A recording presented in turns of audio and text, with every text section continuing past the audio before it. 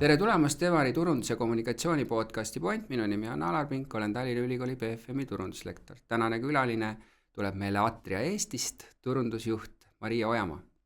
Tervist, rõõm siin olla, tänan kutsumast. No nagu ikka, me vaatame ja heidame pilgu natuke persooni kulgemisele, kuidas ta mingisugused otsused on teinud ja valikuid on teinud ja kuidas ta siis on jõudnud sinna, kuhu ta on jõudnud ja vaatame ka võib-olla natuke turunduse protsessile otsa, sest sa oled ka toiduainetööstuses nii olnud, kui praegu oled, väga minu südamelähedane teema. Maria, kus sa üles kasvasid? Tallinnas. Kus sa koolis käisid? Kadrioru Saksa gümnaasiumis. Otsast lõpuni, nii algkool, põhikool kui keskkool? Ja. Seal olid, ma eeldan, siis saksa keel nagu teemaks või? Esimene keel oli saksa keel, ja. On sellest tulnud kasuks ka hiljem, oled tundnud, et saksa keeleruumi on rohkem kasutuses või? Ei ole, mul endal ei ole, eks ma olen lihtsalt sellised valikud teinud, et ei ole. Ma arvan, et kui oleks tahtnud, siis kindlasti, sest saksa keelt ka ülikoolis õppisin, nii et... Seda ma tahtsin küsida, kui sul keskkool oli lõpukorras, siis kuidas sul mõtted olid, sa teadsid, mis end ees ootab? No üks hetk nagu sai jah, aga eks ma olin suhteliselt kahe vahel seal gümnaasiumi ajal, et mulle meeldis, ma olin nii kunstiline, aga meeldis ka matemaatika ja andmed ja loogika ja siis ma ikka kaua nagu mõtlesin, kas liikuda selle sisekujunduse suunal või siis majanduse poole peal ja lõpuks ma siis leidsin sellise asja nagu turundus, kus ma sain need kaks asja ühendada. Ja sa läksid õppima ka seda või? Jah. Kuhu sa läksid siis? EBS-i. EBS-i, no oli valikuid ju teisi ka, Tartu oleks olnud valik, TalTech, millest see EBS just tuli? Mul oli üks kindel soov, kaks soovi tegelikult, kuna ma teadsin, et ma tahan minna välismaal õppima ka, siis EBS-il oli kõige tugevam ja laiem siis valik partnerülikoolidest ja teiseks ma tahtsin võimalikult praktilist haridust. Et sul oli tunne, et EBS-is on see praktiline nagu vaade olemas ka, jah? Jah, tol hetkel nii oli, jah. No kuhu sa siis, sa läksidki ka välismaal õppima, eks ole, kuhu ülikooli sa jõudsid ja mis see suund seal oli, mida sa õppid? Ma läksin Austriasse, ma tahtsin minna saksa keelt kõnelevat riiki ja kuna ma põhikoolis ja keskkooli ajal sai seal Saksamaal palju käidud, siis ma mõtlesin, et tahaks midagi nagu uut ja valisin Austriasse ja see oli siuke nagu ülikooli linnak, nagu meil on Tartu, siuke väike, puhtalt tudengeid täis, muidugi elanikud ka, aga oligi siuke ülikooli linnak ja ülikooli nime oli Fachhochschule Kufstein. Mis see tähendab tõlkes ka midagi või? See põhimõtteliselt oligi siis siuke vist nagu otseselt nagu oli kõrgkool vist pigem äkki, aga jah, majandus ja äri siis ülikool. Ja. Nii et sa oled ikkagi nagu majanduskallaku ära lõpetanud ülikoolis, jah? Jah. Hilisemad õppemomente on ka veel olnud, et kui sa oled aja jooksul edasi õppinud või mis sa käisid veel hiljem läbi? No ei olnudki, siis ma tulin tagasi, eks ju, lõpetasin EBS-i ära kõik oma ained ja eks siis sai väga palju tööle keskenduda ja kogemusi saada ja seal nii-öelda siis hakata karjääri tegema, et pole nagu otseselt nagu niisugust, eks on mõlgutanud siin, eks, et midagi võiks, aga ei ole nagu samas leidnud seda, et okei, et nüüd lähen, et mida tahaks väga nagu tahaks, jah. No aga räägime korra tööst endast, et kas sa Austrias tegid ka midagi või seal oli ainult keskendumine õppimisele? See oli puhtalt õppimisele, jah. Tulid tagasi, läksid esimesele tööle või oli ka varasemalt sul mingit töökogemust olemas kuskilt? Turundusvallas ei olnud, et selles mõttes selles valdkonnas no, mis valdkonnas sa tegid mingit tööotsi? Teeninduses siis põhimõtteliselt? Ja, et ma väga varakult tegelikult alustasin, ma olin vist, ma ei tea, 12-13, kui ma siin juba toimetasin ja puutusin kokku müügiga, et ma olingi vist 12, kui ma müüsin vanalinnas vana Toomase pildiga T-särke. et see müük on mul ka alati kuidagi tuleb loomulikult välja ja täitsa nagu hästi ja siis suvel vaheaegada keskkoolis Timberlandi kaupluses töötasin Ülemistes ja siuksed jah. et siis, kui ma tagasi tulin lõpuks, siis noh, tegelikult oli rasked ajad majanduses, eks, see oli 2010, et ma küll samal ajal õppisin EBS-is, aga tahtsin ikkagi oma sissetulekut ka saada. Ja siis ma olin korraks lühikest aega, olin siis niisuguse kooli kõrvalt niisuguse väga kerge koormusega advokaadibüroos, mis on EBS-ile hästi lähedal, et asukohalt ka nagu väga mõistlik ja olin turunduskoordinaator ja vaikselt sealt hakkasin siis nokitsema hoopis niisuguses teistsuguses sektoris siis. Et natuke aega seal olin ja siis ma liikusin edasi, vist oli niisugune ettevõte nagu Amhold. Nii, tegeles millega? Tegeles arhitektuuri siis büroolise. Ja seal samamoodi ma läksin mingiks, see oli vist projektijuht ja aitasin siis hankeid kokku panna ja noh, ega see samamoodi ei olnud nagu turundusega väga midagi seotud, aga noh, ajad olid keerulised, et selles mõttes oli majandus ja langus. Ja sel ajal siis ma seal olin natuke üle poole aasta, kui siis mul avanes võimalus kandideerida Rimi Eestisse tulevase juhi programmi. Ma tegelikult Rimiga olin juba varasemalt kokku puutunud, ma tegin oma turunduspraktikat seal. Ja mulle ettevõtte väga meeldis ja sinna ma kandideerisin, kuhu ma siis ka sain. Et see oli selline hoopis vahva kogemus. See programm kestis kokku 7 kuud. Ja käisidki siis nii-öelda kõik osakonnad läbi, nägid, mis tööd nad teevad, nii kontoris kui kaupluses, et näha seda kogu protsessi, mis oli nagu hästi põnev, silmaringi avaldav, eks ole. Et ei olnud otseselt niisuguses kaubanduses ja niisugust pikaajalist kogemust nagu olnud. Et siis sealt sain selle nii-öelda siis nüüd olnud siis viimased 10 kliendipoolse vaate, eks ju, et kuidas seal protsessid käivad ja mis on oluline ja kuidas otsused tehakse ja... No, et edasi seal ei avanenud võimalus turunduse osakonda minna tööle? Kahjuks mitte, jah, ma väga tahtsin küll, aga kõik kohad olid hõivatud ja ütleme varasemalt, no see oli juba aastaid kesnud programm neil ja varasemalt oli niimoodi, et nad ikkagi leidsid selle koha, ikkagi see oli kontori suunaga niisuguse eesmärgiga programm ja kui mina seal olin, siis selle programmi siis käigus tehti niisuguse uuendus ja öeldi, et ma saan, selles mõttes ma saan väga hästi nagu aru sellest ideest ja eesmärgist, et oligi nagu seda kaupluse siis kultuuri natuke nagu muuta ja seda värsket nagu hingamist, et suunata nagu siis kõik need tulevase juhi nagu programmi lõpetajad kauplusesse esialgu kas või. Aga see ei läinud minu ootustega kokku ja siis liikusin edasi. Ja järgmine koht tuli siis, nüüd tuligi toiduainetööstuses või? Täpselt nii. Fatseri juures? Ei veel. Siis läksin Tallegi. Kuidas see oli konkurss mingisugune jälle? Sa nägid kuskil kuulutust ja... Jah, täpselt nii. Läksin mis amet seal oli? Turundusassistendiks läksin. Siis oli nagu väga selge erialane töö juba väga suure tegija juures, eks? Jah, et eks selles mõttes soov oli ju erialale tööle saada, aga noh, paratamatult nagu iga palju tüliõppilased on, et sul on vaja kogemust, aga kus sa saad selle kogemuse, eks, et kui mitte töötates.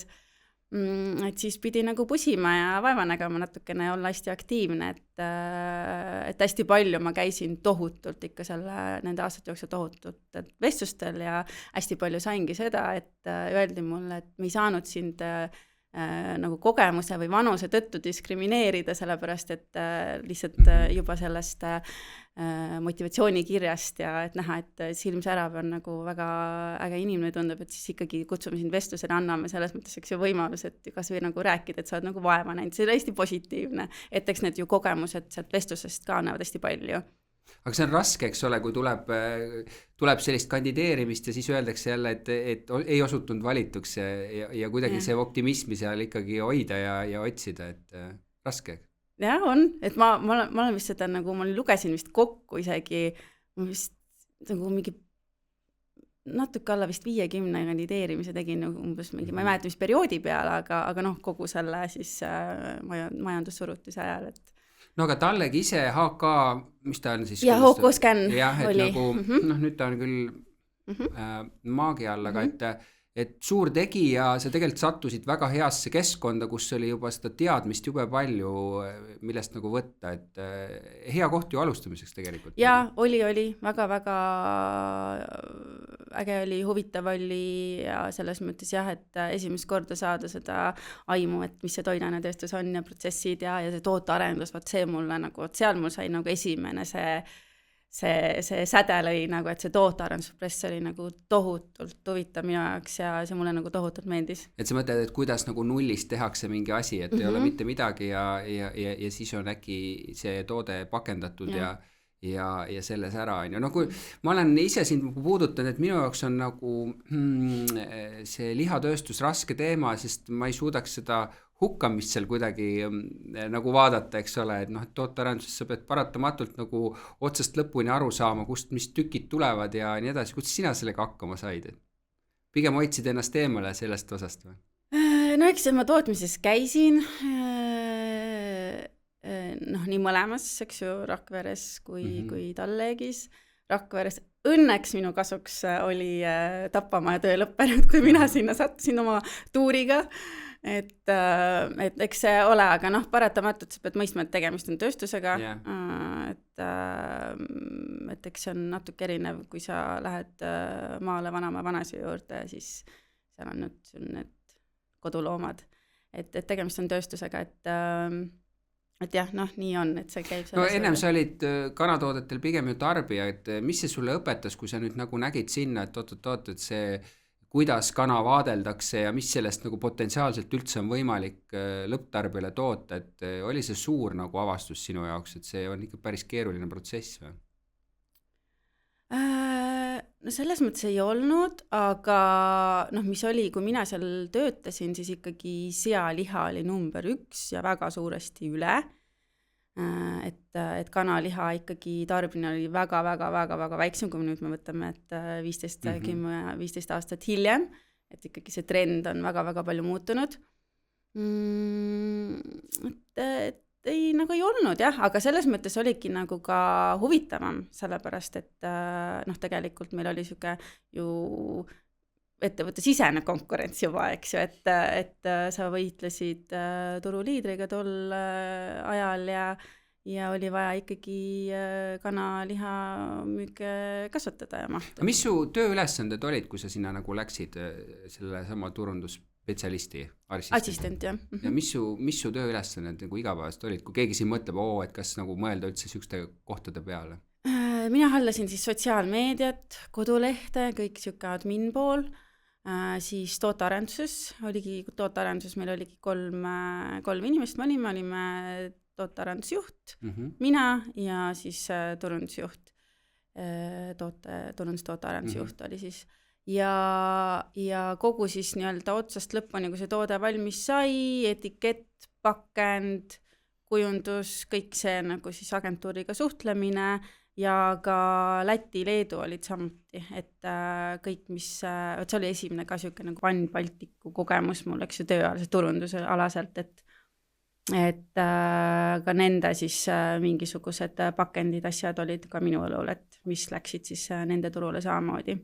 Mis sa kaasa võtsid sellelt perioodilt enda jaoks nagu hilisemasse tööellu, nagu kogemuste mõistes? No kõik see tootearenduspool, et see protsess, kuidas ja kommunikatsioon ja agentuuridega siis koostöö samamoodi, et see oli ikkagi esimene, et loogus on loovagentuur ja meediaagentuur ja et see on ka väga nagu huvitav, et noh, aastatega nüüd ongi selgeks nagu saanud, et ma alati seda nagu mõtlemist, et kõik nagu agentuurid, et need ei ole sul niisugused et sa annad nii-öelda briefi ja nad teevad seda töö ära ja ma maksan raha ja nii on, et minu jaoks on nad alati niisugused olnud, et nad on osa sinu ettevõttest, nad lihtsalt töötavad väljaspool sinu kontorit. Aga nagu see kõik mõtlemine, know-how, nagu hingeelu, nad peavad olema nagu samad sammu sinuga kõndima. et nagu asi oleks edukas, et me jõuaks oma eesmärgini. No sealt siis sai asi läbi, siis tuli järgmine toiduainetööstus või? Siis tuli Brike. Brike, see on joogitööstus, eks ole. Siis läksime joogitööstusesse. Kuidas see oli? Mingid nägid kuulutust? Ja mõtlesid, et võiks järgmise taseme teha, jah? Ma eeldan, et sa sinna enam assistendiks ei läinud, eks? Ei läinud, jah. Et see, ma ütlen, et ma olin vist, ma ei tea, kui ma olin 27, siis mul ema juba ütles, et sul on rohkem töökogemusi, kui mul eluaega kokku on. Aga paratamatult mul oli oma eesmärk, kuhu ma tahan jõuda ja kui mul lihtsalt ma nägin, et ei arene, et siis liikusin edasi, et see oli ka see põhjus ja ma läksin, siis võtsin üle Mott Hennessy portfelli. Mis tooted ja brändid seal all on? Šampanjad, Pepliko, Machandon, Krug. Luks pool nagu. Ja, et see oli jällegi niuke omamoodi kogemus, eks ju, et sain väga luksuslikku peene portfelli, aga selles mõttes töö iseloom on ju sama, eks, et sa pead ikkagi tulemused ja brändi siis tootjate ootused realiseerima. No kas erinevus on see, et seal ei ole seda tootearenduse otsa, eks ole, toode on sul olemas ja teine erisus on siis see, et tegelikult välisturgudelt nendel omanikel on väga selged brändi ootused, mis sa võid sellega teha või mitte niisugused nagu piirangud, et see on nagu see töö eripära seal, eks ole, jah? Piirangud, aga ka see nagu tugi sa saad sealt, et materjalide, info, uuringud, et sa selles mõttes saad ka väga palju juba kätte. Palju seal nagu sellist asja oli, et sa vaatasid nagu õppemõistes, et nad tulid, et näed, et brändi ikkagi tohib nii eksponeerida ja nii ei tohi eksponeerida, et et millega see võrreldes näiteks samast tallegi aegadel üldse nagu ei mõelnud selle asja peale, et eriti kui me räägime sellistest kallitest toodetest, oli seda osa ka? Jaa, seal tuligi niuke esimene kogemus minu jaoks väljapanekud, sest paratamatult lihas sa ei saa niukseid uhkeid väljapanekuid teha, see on külmiku sa räägid niukest display-liiki nagu asju, eks ole? Jah, aga mis on nagu jaes väga oluline osa sinu tegelikult brändi edust ja müükidest. Kas sealt tulid ka planogrammide nagu, ütleme, niisugused nagu ideaalsed planogrammi nagu joonised tulid ka nendelt luksbrändidelt kaasa, et kus nad, mis kõrgusel nad võiks olla ja kust pool ja see oli kõik olemas. Ja, kindlasti, aga selles mõttes nemad võivad selle anda, eks ju, aga lõpuks on ju kaupmehed, kes ikkagi teevad oma, aga selles mõttes kõik tunnevad brände ja Mott Hennessy portfelli puhul ei olnud, et seal ei olnud nagu küsimust, et kus need on positsioneeritud. Aga seal mingit selgitusi oli ka juures, et näed, et me tahame saada silmakõrgusele ja natuke kõrgemalt paremalt poolt tulekuna sellist, kas sellist selgitust oli ka nagu juures, et või oli lihtsalt nagu öeldud lokatsioon, nagu ideaalne lokatsioon, aga mingit selgitust ei ole, et kus see psühholoogia tuleb või? Sellist osa ei olnud või? Vot sellist osa ei olnud, jah. Et see oligi väga lihtne, eks ju, et silma kõrgusel, mitme näoga, millised siis nii-öelda siis erinevad tooted kõrvuti lähevad, et see osa oli nagu paigas, eks? Jah, aga ütleme, et võib-olla seda nagu nii palju ei jälginud, eks, et oluline ongi, et võimalikult laialt väljas, silma kõrgusel, head asukohad, et no alkoholil on ju piirangud ka reklaami osas, on ju, kuivõrd see nagu oli selline väljakutse töö tegemisel, et kas sellisel juhul ongi nagu mõnes mõttes suurem osa tegevusest läheb põhimõtteliselt kaupluse sisesesse panustusse plussis nagu mingid üritused, kus sa nagu midagi saad nagu ikkagi teha, eks? Ja jõuangi sinna, et võib-olla selle ametikohal oli ja portfelli puhul oli see Horeka pool ja üritused ja PR oli nagu see, kus sa seda mahtu nagu said teha ja väga suur osa nagu sinu brändi ja turundustegevustest. No ütleme nendele, kes ei ole selle valdkonnaga tegelenud, mis see Horeka lühendi taga on?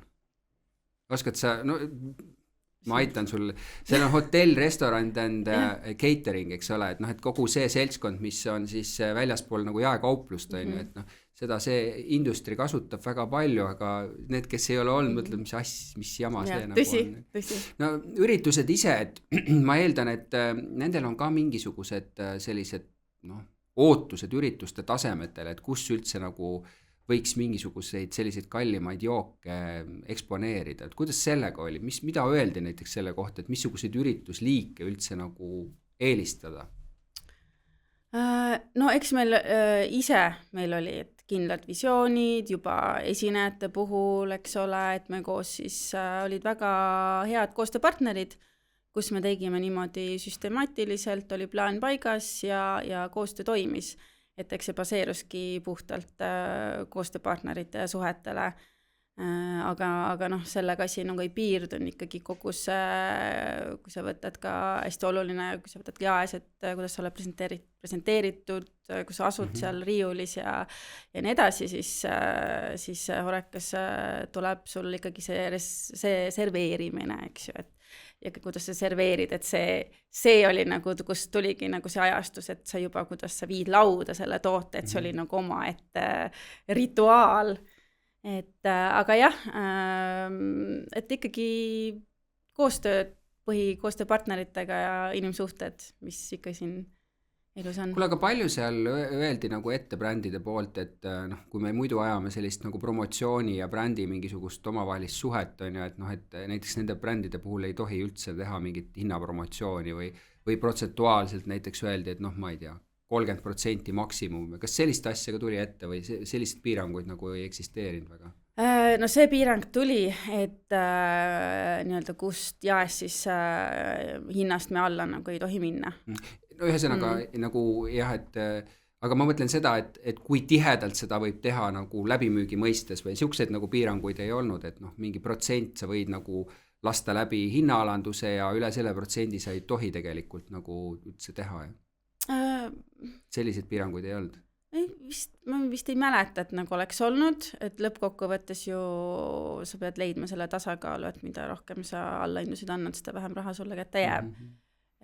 Ma mõtlesin just nagu brändi kaitsmise seisuga pealt, et seal on nagu tihtipeale öeldud ju, et et sa lörtsid selle brändi kuvandi ära, kui sa teed väga palju hinnaalanduskampaaniat. Ma mõtlesin, et kas selles mõttes on nagu piirangud rahvusvaheliselt ees, et nad juba nagu teavad seda tasakaalu, nad ütlevad näiteks üle 20% nad ei luba, eks ole, lasta läbi sellest on ju, sest me teame, et kus sa praegu ka juba oled ja et seal on ikkagi, meil on kõvasti üle 50%, mis me teeme läbi hinnaalanduskampaaniat, eks ole. No selles mõttes kampaania osakaalu protsent on ikkagi igal ettevõttel endal juba, eks ju, ees, et ma mõtlesingi, et kas nendel luksbrändidel on äkki tugevamad piirangud selles osas?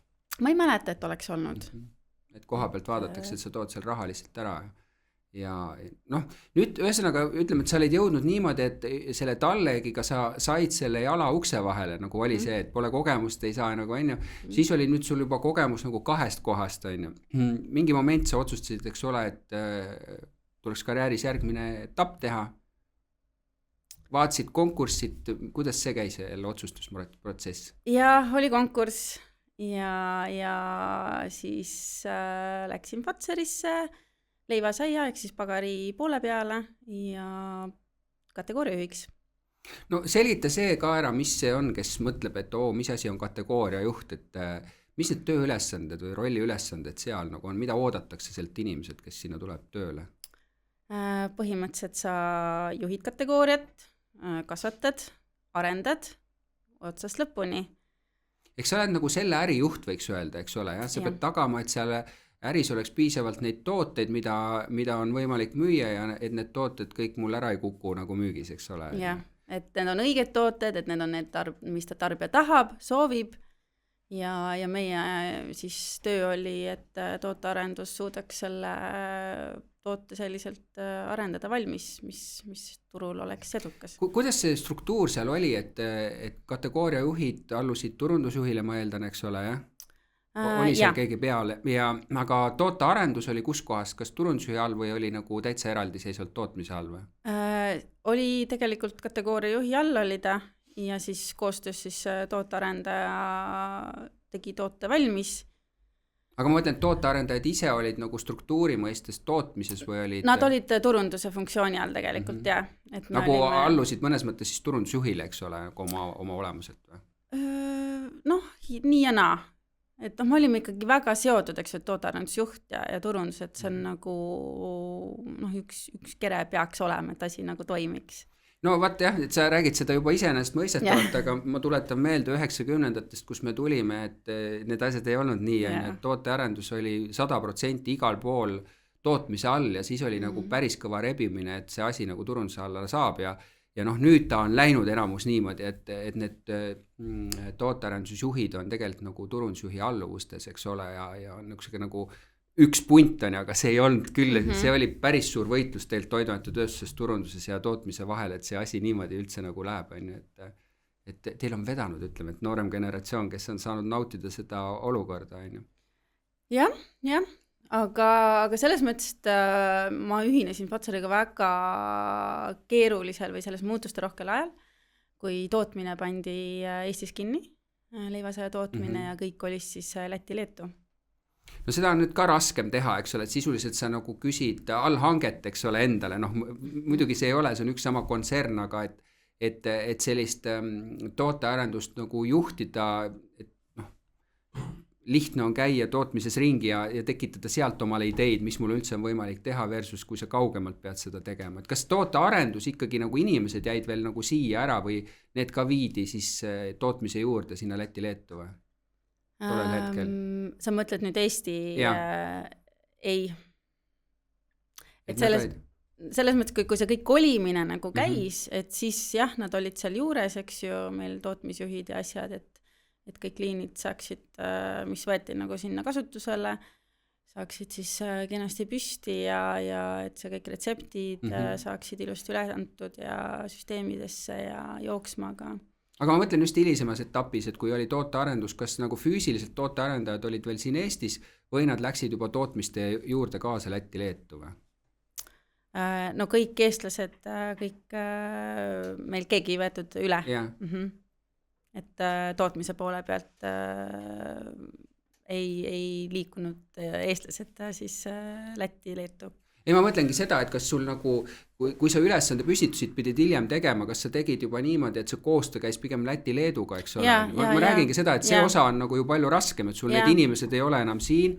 Ja kas see pigem oli siis nagu selline vaade oli pigem Fatsaril, et läbi Baltikumi nagu ühed samad skuud ja pigem need arendused siis hakkasid juba tulema Lätist, Leedust üleüldiselt või oli see nii, et Eesti jaoks me saime nagu eraldi teha asju ja siit nagu turundus juhtis neid eraldi, kuidas see protsess nagu välja nägi?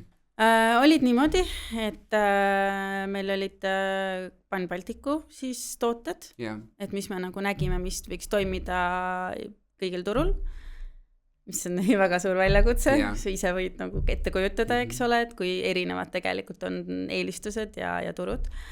Ja siis oligi ikkagi jah, et igale nagu turule ikkagi oma nagu siis tooted ka, et mis olid suunatud meie nagu turule eraldi, aga väga keeruline oli see, et juba tootmised on erinevad. Et üks pool oli see nagu tootearenduspool, aga see pool oli, et olemasolevad tooted tuleksid tootmisest välja sellised, nagu nad olid meie siin tootmises. Et ei ole see, et ei ole nii lihtne, et paneme selle kinni ja paneme, toksime retsepti sisse ja vola tuleb see õige toode, mis on, et ikka väga palju läks aega, väga palju, et kui tol ajal ju must bränd ja must leib, et meie kõige suurema mahuga kodusaia kõrval, et on väga, väga spetsiifiline see maitsega magus must leib ja mida Läti turul ei olegi, et kui me räägime, et ja Leedus on, et nagu see on kõne naljakas, eks ju, kultuuriline erinevus, et üks riik on vahel.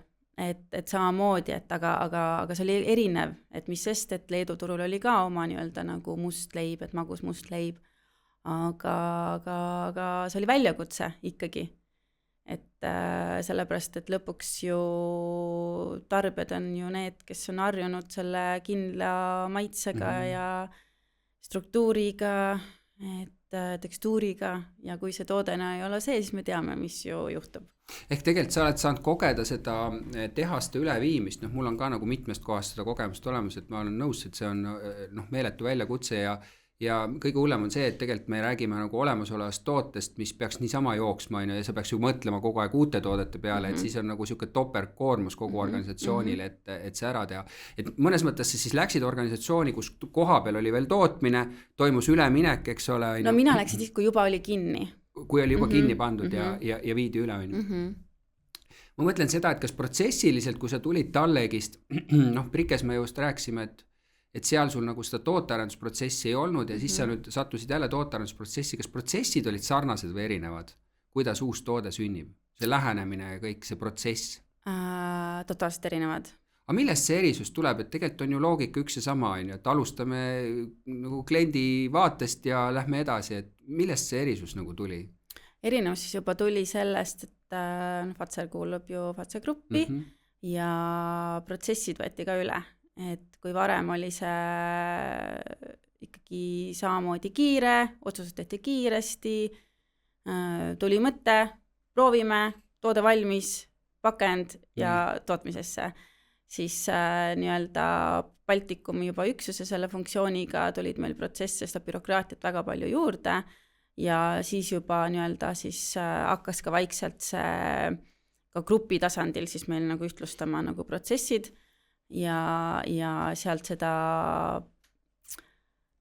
see tootearendusprotsess veniski nii palju pikaks, sellepärast et neid samme ja dokumente ja template'e ja süsteeme tuli nii tohutult palju ja iga samm siis pidid siis juhtkond ära kinnitama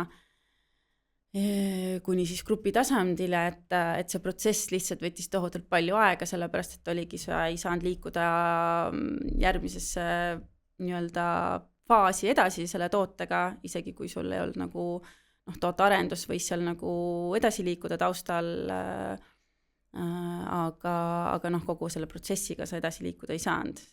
Aga ma mõtlen, et kas Tallegis siis sellist protsessi tollel kollal ei olnud? See on nagu huvitav, see ei olnud ju nii kaua aega tagasi, et ma oleks eeldanud, et grupis juba nagu olid nagu asjad paigas suhteliselt.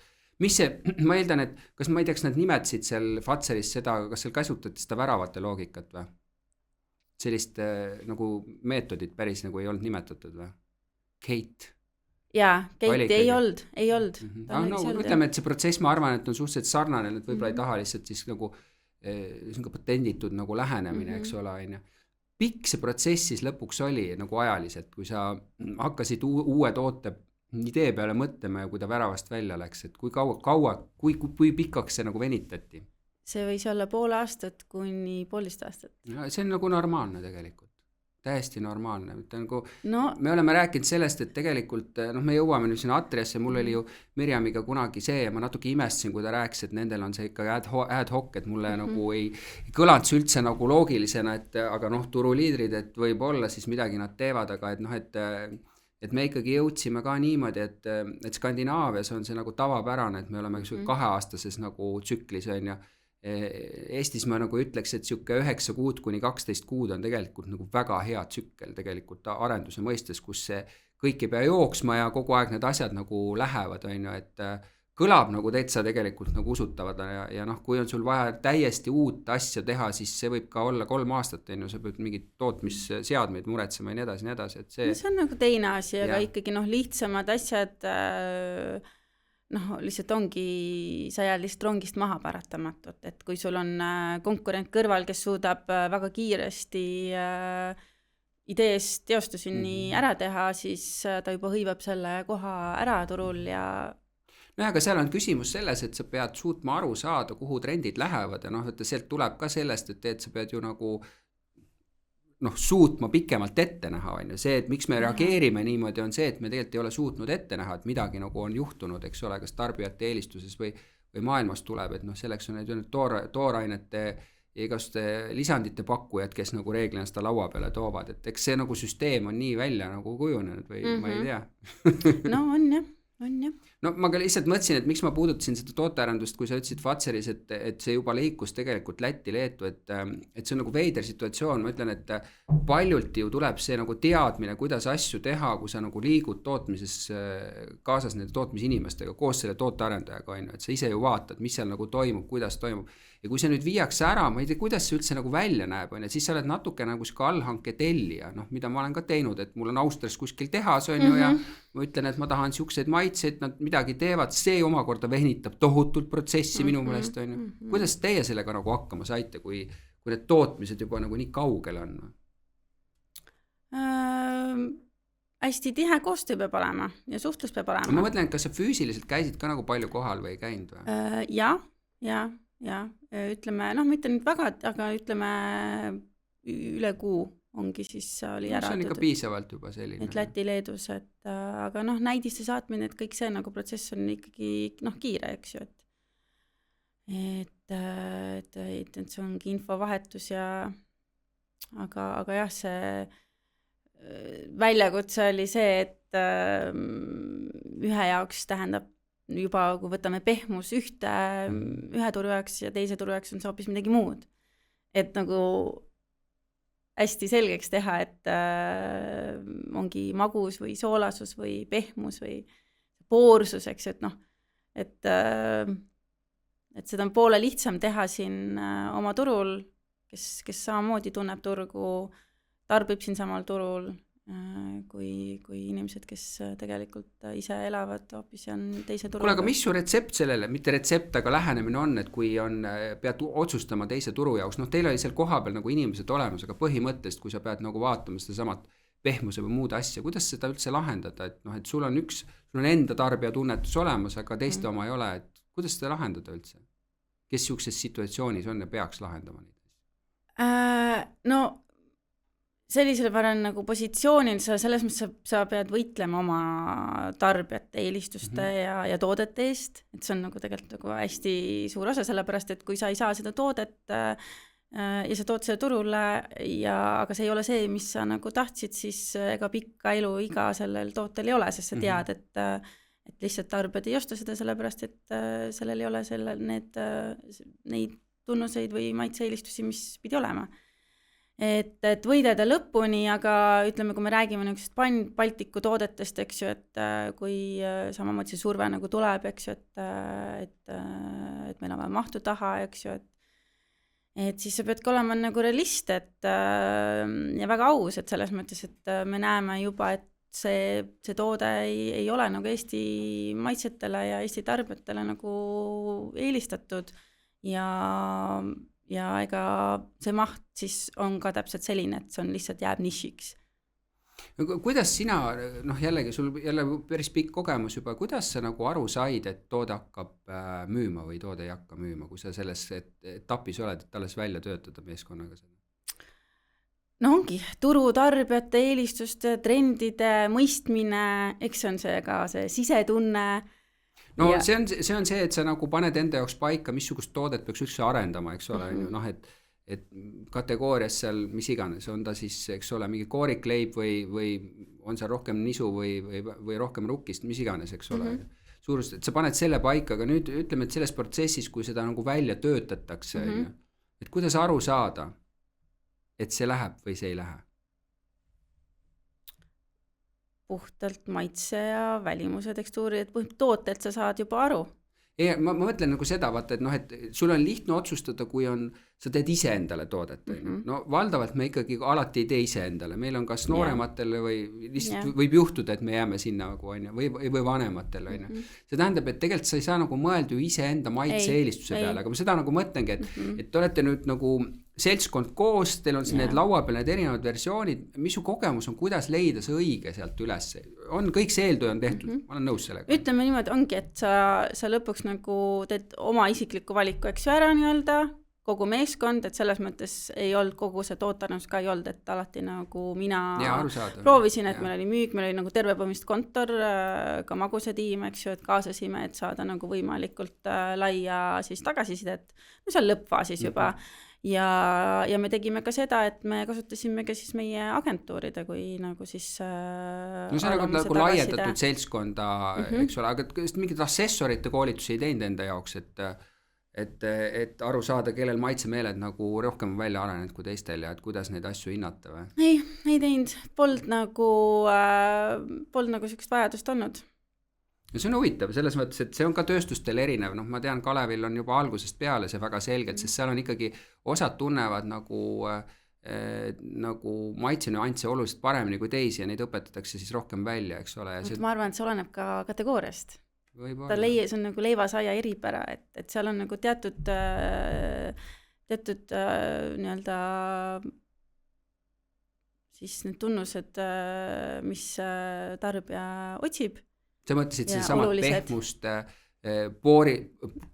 poorilusust või ma ei tea, poorsust. Järelmaitsed, põhimõtteliselt kõik need asjad. Jah, maitse, pehmus on number 1 eestlaste seal leivasaias. Pehmus, maitse ja hind. No ma eeldan, et siis see oli samamoodi, et te tegite mingit pallisüsteemis nagu hindasite neid, on ju, ja siis tekkis mingisugune võiks siis öelda edetabel, eks ole, missugused maitsed said, aga ma mõtlen nagu seda, et kui sa ütlesid ka, et intuitsioonil on tähtis osa, mis ma olen nõus sellega, et sul on laua peal nagu enam-vähem võrdsed asjad, on ju, et kuidas sa nagu aru saad, et see asi läheb ja teine asi ei lähe? Eks ongi niuke riski business samamoodi. Milles sa seda otsust teed? Et kas sa teed ainult selle, et näed, et kuna üldsus see seltskond arvas, et siin tuli punkte rohkem, sa võtad selle punktide pealt selle otsuse või? No lõppkokkuvõttes selles mõttes küll, et eesmärk on ju see toode peab olema ikkagi saama sellisena, nagu ta briefis oli meil. Et alla mingite teatud normide, see ei olnud nagu vastuvõetav, et me siis selle tootega nagu välja tuleme, siis et see on maha visatud raha. No mida ma ajan taga on see, et jah, ma saan aru, et klassikaline nagu leibsai, ma olen seda ise teinud, meil on tehased olnud, on ju, et seal on võib-olla nüansse vähem, aga valdavalt on olnud toodete puhul nagu see, et minu kogemus on olnud see, et kui toode on okei maitsmisel, siis see toode mitte kunagi ei saa edukaks, mitte kunagi. Mul on üle 600 toote turul, mul on piisav kogemus, et tal on kas väga palju nagu eisid või väga palju nagu siuksed, kes ütlevad, et see oli nagu fantastiline, et nagu äärmustooted reeglina lähevad. Ma mõtlen nagu seda, et kuidas teie nagu jõudsite või sina oma peas jõudsid, et sellega tasub minna, sest et seal on mingi kõvem emotsioon, et siuke nagu okei. Ma ei tea, kuidas su kogemus on? Võib-olla sa lükkad ümber minu kogemuse siin. Vaat sinna tulevadki kõik need mängu hind, eks ju. See on selge, jah. Siis mis turundustugi sa teed, eks ole, et ja lõppkokkuvõttes ongi, kas tarbija leiab selle riiulit üles või ei leia selle riiulit üles. Ja bränd samamoodi, eks ju, et lõpuks ju kõik baseerub ka brändil, eks ju, et kui palju on su bränd armastatud ja see usaldus ja nii edasi, et eks on ju kogu kompott, et ainult toode ise, et sa nagu nii palju isegi ei panegi rõhku selle nagu maitse peale, et see võib olla siuke keskmine, et kui see muu asja on paigas, et siis tegelikult ta veab nagu ta ära või? No ei ole, kui me räägimegi leivasajast, siis ikkagi maitse seal peab olema nagu paigas, et kui sa nagu võtadki, et seal on mingi ebameeldiv kibe järelmaitse, kui sulle juba endale ei meeldi ja kogu enamus kontorile, siis me ei saa vältida seda fakti, et ülejäänud siis tarbijad ei tunne seda. Palju sul siukest olukorda on olnud, et sa oled nagu saanud tagasiside, et et nii ja naa, aga sa ise usud õudselt sellesse tootesse ja sa oled siis võidelnud lõpuni. Oled sa niisugust asja läbi teinud või mitte? Ma olen teinud ja minu puhul see oli edukas. Aga mis seal oli, et mis see tagasiside algul tuli ja milles see usk sinul oli siis olemas? No tegelikult see oli niimoodi, et samamoodi meil see toode jäi sinna kuidagi tootearendusse kinni. Meil tegelikult plaan oli paigas ja tegelikult oli meil, me räägimegi ju, meil on niisugused nagu, mis ütleme, jooksvalt tulevad nagu on top ideed, aga tegelikult samamoodi on ju pikaajaline 3-5 aastane nagu plaan, eks ju, ka paigas. Et oli seal nii-öelda pipeline'is meil nagu olemas ja mis juhtus oligi see, et konkurent tuli. Sarnase tootekategooriaga? Sama toode. No siis oli samamoodi, mis me teeme. Et maht oli ka korralik, aga ütleme, kuna ta oligi täiesti siuke tavaline toode, aga mahutoode ja hinnalt samamoodi me teadsime, et me ei konkureeri, me oleme kindlasti kallimad, et Fatseri, me ikkagi positsioneerisime ennast natuke kallimalt hinnaklassilt. Ja mis me siis teeme? Et ja see pidi olema samamoodi Baltiku projekt, aga kõige suurem prognoos tuli ikkagi meilt, et me nägime, et see toode on, et sinna maht võib nagu taha tulla, et me uskusime sellesse ideesse juba. Ja kuna lihtsalt see konkurendi toode ma ei näinud, et ta on, mis ta võiks olla, siis ma ütlesin, et teeme selle ikkagi ära ja et kui me saame, meil olid oma nii-öelda tootmis ikkagi eelistused, et kui me räägime röstsaiadest, et need olid niisugused koos küpsesid seal, eks ju, pärast rebisime nagu lahti ja tänu sellele me suutsime ikkagi konkurentsieelis olla selle pehmusega ja niiskusega seal, et kui me räägime leivastsaiast, et mingi nagu toote erisus oli ikkagi sul planeeritud ära sellega võrreldes konkurendiga. Jah, et ja selles mõttes võtsime selle riski ja me nägime, et nagu see toode on väga hea ka ja me tõime selle turule ja me hõivasime selle turuosa, saime Nielseni parimaks tooteks ja siiamaani on see, ma tean, et top seller Fatseri leivasaja portfellis, et see ongi see, et kui palju sa usud, aga muidugi lõppkokkuvõttes see ka baseerus sellega, et kas me saame nagu selle toote sealt tootmisest nagu me soovime ja saime ka. Kuule, aga üks raskemaid asju turunduses on tegelikult prognooside tegemine, eks ole, et kust sa võtad prognoose, kas see on puhtalt Nielseni data pealt, et sa vaatad nagu analooge, kui sul endal ei ole tootmises, on ju, või siis kui sa nagu midagi teed enda analoogide pealt, siis sa vaatad ainult nagu oma seda, või kust on hea võtta üldse prognoose? Ongi oma mingid siis siseandmed, eks on öelda, kui me võtame nagu, kui ei ole niisugust toodet üldse nagu Nielsenis või ei ole turul, siis kui on, siis Nielseni data, siis palju üldse on sarnaseid tooteid riiulis, sest me teame ju, ega riiulit kummist ei ole ja kui me räägime leivast saiast, siis riiulipind igal tootel on üsna vähe, et mõnel juhul ongi 5 pakki sul saia letis ja saab otsa, siis saab otsa. Et kõik need prognoosid tulevad ikkagi nagu reaalsetest nagu andmetest ja lõppkokkuvõttes ka sellest, kui palju me ise nagu usume, eks ju, ja need prognoosid võivadki nagu selle juba tootearenduse protsessi ajal muutuda, et üks on see, mis sa paned nii-öelda briefi, eks ju, sest sa paned ju oma nagu mahud ja potentsiaali lähtudes nagu sellest oma briefist ja eesmärgist ja soovidest ja lõppkokkuvõttes, kui sul on see, nagu see toode valmis ja siis vaatad, et kas selle tootega ikka saame seda mahtu. Kuule, aga vaata, selle prognoosimisel on üks asi see, et see on just, kui sa vaatad, mis oleks tavapärane müük, eks ole, et ütleme, et näiteks ongi siuke situatsioon, et konkurendil midagi seal on, et see tavapärane ja nüüd on nagu olukord, kus sa tuled turule ja sul ei ole ju kohe tavapärane prognoos, sul on kas rohkem või oluliselt vähem, sellepärast, et kui sa teed reeglina mingit kampaaniat taha, siis põhimõtteliselt ta nagu algul läheb, siis võib-olla toimub see kukkumine, et kuidas sellega nagu jälle hakkama saada, et nagu mõelda selle pealt, ma ei tea, näed uus toode, et tema müüb näiteks seal päevas tonni, eks ole, nüüd ma mõtled, et mis ma siis nüüd teen, kas ma planeerin tootmisesse, eks ole, 1,5 tonni või müün või pool tonni või nagu kuidas üldse sellise asjaga nagu hakkama saada?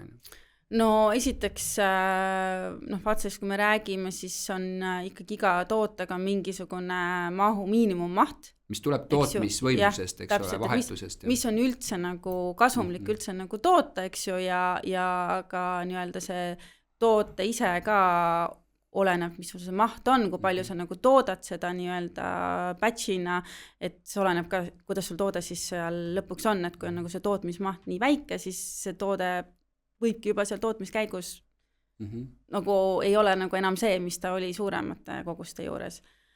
Aga nii, tuleme tagasi, et mis sul teised küsimus oli? See küsimus oli, et kuidas, üks on, ma saan aru sellest tootmis nagu võimsusse ja selliste nagu batchide suurust, aga kuidas planeerida nii, et sa vaatadki, et jah, et su indikatsioon on seal tonn, aga et sina alles tuled ju turule, eks, et mis siis nagu teha sellega, selle infoga, et kas siis nagu minna väiksemaga, minna kõrgemaga, eeldusel, et see isegi see väiksem kogus nagu katab selle miinimum koguse tootmises ära, on ju. Kuidas sa nagu oma kogemuste järgi planeerid sihukest asja nagu? No eks sortiment, distributsioon on nagu number 1, eks ju, et kui sa juba saad, alguses on ju eesmärk saada võimalikult lai sortiment, et ja siis hakkab siis nii-öelda push ima ja tutvustama ja turundama ja toetama seda nagu toodet või brändi või perekonda, et kuidas iganes, et see on nagu number 1, et kui sa nii-öelda saad seal 1-2 ketti endale taha ja ega suuri tuge ju siis ei saa teha 2 kliendi sortimendi baasil, et lihtsalt see ei ole nagu mõistlik. Kuigi jälle munakana on ju, et kui sa tuge ei tee, siis ta võib-olla kukub sealtki ära, on ju, on nii või? Ja nii on, aga eks see ongi sihuke mängimine, et mis võimalused sul on, et sa pead valima, et igat väikest sammu paratamatult me toodata ei saa. Et siis ongi esimene eesmärk on saada võimalikult lai sortiment ja siis seda toodet tutvustada tarbijatele ja et nad leiaks selle ja hinnakampaaniad, eks ole, et see on sihuke ju süstemaatiline, et hoida ikkagi teatud intervalliga seda hea hinnaga ka tarbijatele. Vaata, ma mõtlen seda, et kui sa omal ajal ülikoolis õppisid, on ju, noh, sa kindlasti lehitsid seal neid samu turundusõpiku, seda, mis on seda, kas 4B-d seal põhiliselt näidatakse seesama hind, koht, toode ise, eks ole, promotsioon. Et noh, võib-olla läks ühest kõrvast sisse, ühest kõrvast välja, ja nüüd sa läksid, eks ole, Tallegi, töötasid seal, sa hakkasid nägema, kuidas asjad nagu reaalselt on ja noh, nüüd eks ole, mida rohkem sa oled valdkonnas töötanud, seda rohkem sa ju nagu näed neid nüansse, on ju. Et selles mõttes see protsess on iseenesest nagu kirjeldatud, aga protsessi nüansse ei ole kirjeldatud, mida sa nagu ütlesid, et kuidas sellest üldse nagu üle käia, noh, sest see on nagu nii kompleksne küsimus, kuidas uus toode üldse nagu alates nullist, et sa mõtled ja siis kõikide nende asjade peale, et kus on sihuke nokk kinni, saba lahti situatsioon, on ju, ja kõik vaatavad sulle otsa, et kuule, et ise ütlesid, et saab müüdud, on ju. Kuidas sellega hakkama saada? Mis su kogemus on selles osas? Kust see teadmine võtta? Kust see nagu, kus on puhas kogemuse küsimus? Või?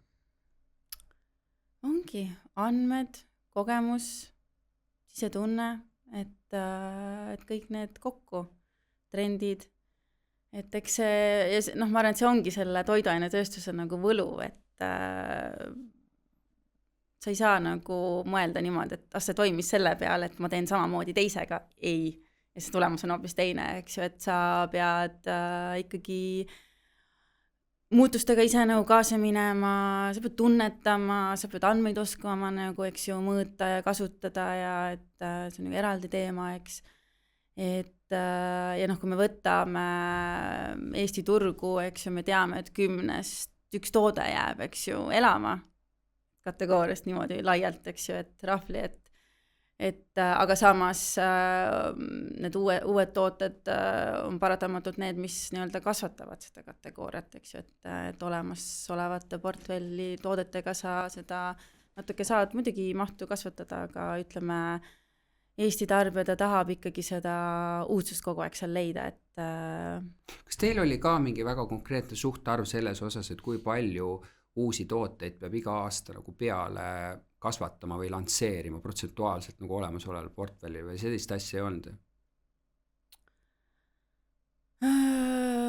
Oli küll, meil oli noveltite share küll ja et teatud protsent siis Kas see alla 10 või üle 10? Suurusjärgus protsenti? See oli alla 10. No isegi jah, ma olen kuulnud siin ikka osadel on üle 20 ja et ikka päris suur osakaal on ju. Noh, see näitab nagu, kui see on alla 10, siis kui 10% oleks, siis oleks justkui see, et 10 aastaga sa nagu lappad terve portfelli nagu uueks. No, tegelikult see nii ei ole, sest sa tood uusi ja mingi osa nagu põhilistest alati jääb, on, aga noh, see loogika on seal see, kui see oleks 20%, siis see loogika oleks umbes 5 aastaga sa lappad ümber seda, on ju, et vaata jälle üks suhtarv, mis on niisugune põhiline või teine asi näiteks, et kas sellist asja oli paika pandud, et palju brändi või promotsiooni osakaal nagu peaks olema, kui sa nagu planeerid kogu portfelli nagu läbimüüke? Jah. See oli niisugune 50-50 või? see periooditi kõikus. Olenes Vahest majandussituatsioonist ja Jaa, sellest, jah? jaa, see vahepeal ikkagi oligi seal võib-olla korraks seal natuke üle 60, eks ju. Promotsiooni kasuks pigem, jah, eks ole. et ideaalis ta oligi, et võiks olla nagu seal alla 50, eks ju, 35-45, aga paratamatult See tõuseb, eks ole. jah. Kuule, aga sa kogu aeg ei olnud kategooriajuht, sa said hiljem ka nagu suuremad rollid endale juurde, jah? Ja tegelikult juba alguses ma küll läksin, siis oli turundusjuht olemas, aga siis ma sain väga vähe temaga koos töötada, kui oligi moment, kus meil ei olnud turundusjuhti. Siis ma juba siis võtsin üle need nii-öelda turundusjuhi rolli ka tegevused, aga siis üks hetk ikkagi tuli ka eraldi turundusjuht tagasi. Aga jah, hiljem ma siis kasvasin turunduskommunikatsioonijuhiks. No kuule, kuidas oli see rolli muudatus? Kas sa tundsid mingit rolli nagu muutust enda jaoks, et mida see su rauale rohkemat tõi, kui sa olid kategooria juht? Tegelikult mina olen alati nagu öelnud, et kui sa tuled sisse kuskile, tule turundusassistendiks, kõigepealt nagu õpi kogu protsessi, see järgmine kategooria juht või brändijuht, see oleneb natuke, kuidas keegi on nimetanud, on põhimõtteliselt nagu Eesti mõistes, kui sa oled selline Vatseri kategooria juht, on ikkagi nagu juba keskmise ettevõtte turundusjuhi positsioon, eks ole, et sa tegelikult ise ikkagi vastutad päris suure, isegi võib-olla suurem vastutus, suurema äri eest ja siis, kui sa saad selleks turundusjuhiks, siis lihtsalt on sul see, et sul tulevad need kõik kategooriad alla ja sul on nagu mingid üldised, ma ei tea, sponsoreerimise teemad ja kõik muud asjad juures, et kuidas see sinu jaoks oli, kas seal olid mingid väga olulist muutust ka selles rollis või? No selles mõttes olid, kui kategooriajuhina ma tegelesin ainult puhtalt võib-olla tegelesingi nii-öelda shopper marketing ja kõik, mis on jaeketi siis kommunikatsioon, turundus seal kauplustes, siis tuli siis üleriigiline ja see traditsiooniline turundus tuli siis juurde.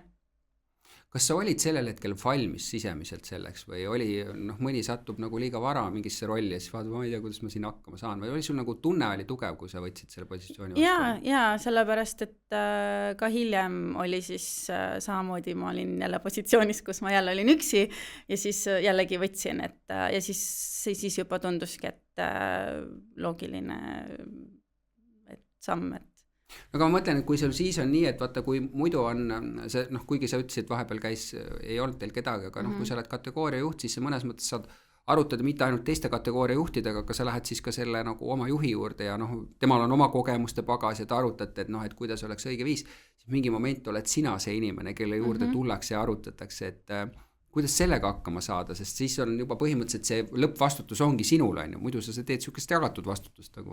No meil oligi müügiga väga tihe koostöö, eks ju, et müük ja turundus peavad paratamatu ka samamoodi väga tihedalt ju koostööd tegema ja olemagi nii-öelda üks tugivõrgustik, see on nagu hästi suur osakaal ja oluline minu silmis ja oli ka meil siis oli Baltikumi siis turundusdirektor oli, keda siis nii-öelda sai siis põrgatada ideid ja mõtteid ja et Kuule, see toetus saada. Mis teeb, nagu sa ütlesid, et kui sa tegelesid algul pigem sellise nagu kaubanduse keskse ja sinna tootearendusega, et siis tuleb see nagu üldine brändi ehitamine juurde, tuleb üldine nagu turundusstrateegia juurde ja turundusstrateegiat meil ka nagu ei õpetate niimoodi, et kuidas sa otsast lõpuni paned, isegi kui sa pead seda 3-5 aastast plaani panema, et kuidas sellega nagu hakkama saada, kui sa esimest korda pusima hakkad, et kuidas üldse nagu, kust see kompetents tuleb või kuidas sellega, sul ei ole mitte midagi ja siis sa pead sihukese nagu ikkagi plaani tegema, ja see plaan peab olema ju tegelikult nagu toimiv plaan. Toimiv ja teostatav plaan, eks ju. See ongi nii-öelda, mis turul toimub, eks ju, kõik andmete pool, et sa neid oskad oma nagu siis strateegias ja tegevuskavas ära kasutada, analüüsides ja turutrendid, eks ole, tarbijate soovid ja ka nii-öelda siis mis on nagu brändiga, mis seisus me praegu oleme ja kuhu me tahame nagu jõuda ja siis hakkad neid nii-öelda siduma neid tegevusi, mis me näeme, et kuidas me sinna saame. Kaua see protsess aega võtab, et panna üks turundusplaan või turundusstrateegia nagu järgmiseks aastaks kokku?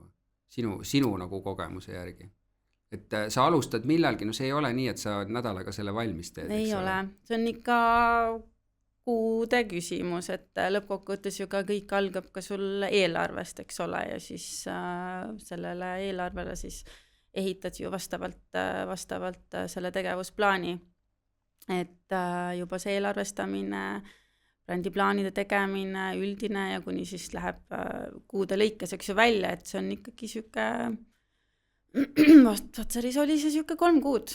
Kas see tuli niimoodi, et tegevjuht ütleb, et kuule, et me projitseerime, et järgmine aasta, et meil see aasta on, ütleme suvalise numbri, 10 miljonit käivet, Vatsaril on nii väike, aga 10 miljonit käivet, me tahame kindlasti kasvada järgmine aasta nii palju, et me peame saama 11 miljonit ja nüüd pannakse see laua peale ja öeldakse, et kuulge, et mis me selleks nüüd tegema peame, eks ole, paralleelselt öeldakse müügile ka, aga turundusele, et see plaan täis tuleks ja siis sa hakkad selle pealt seda pusima nagu seda plaani või?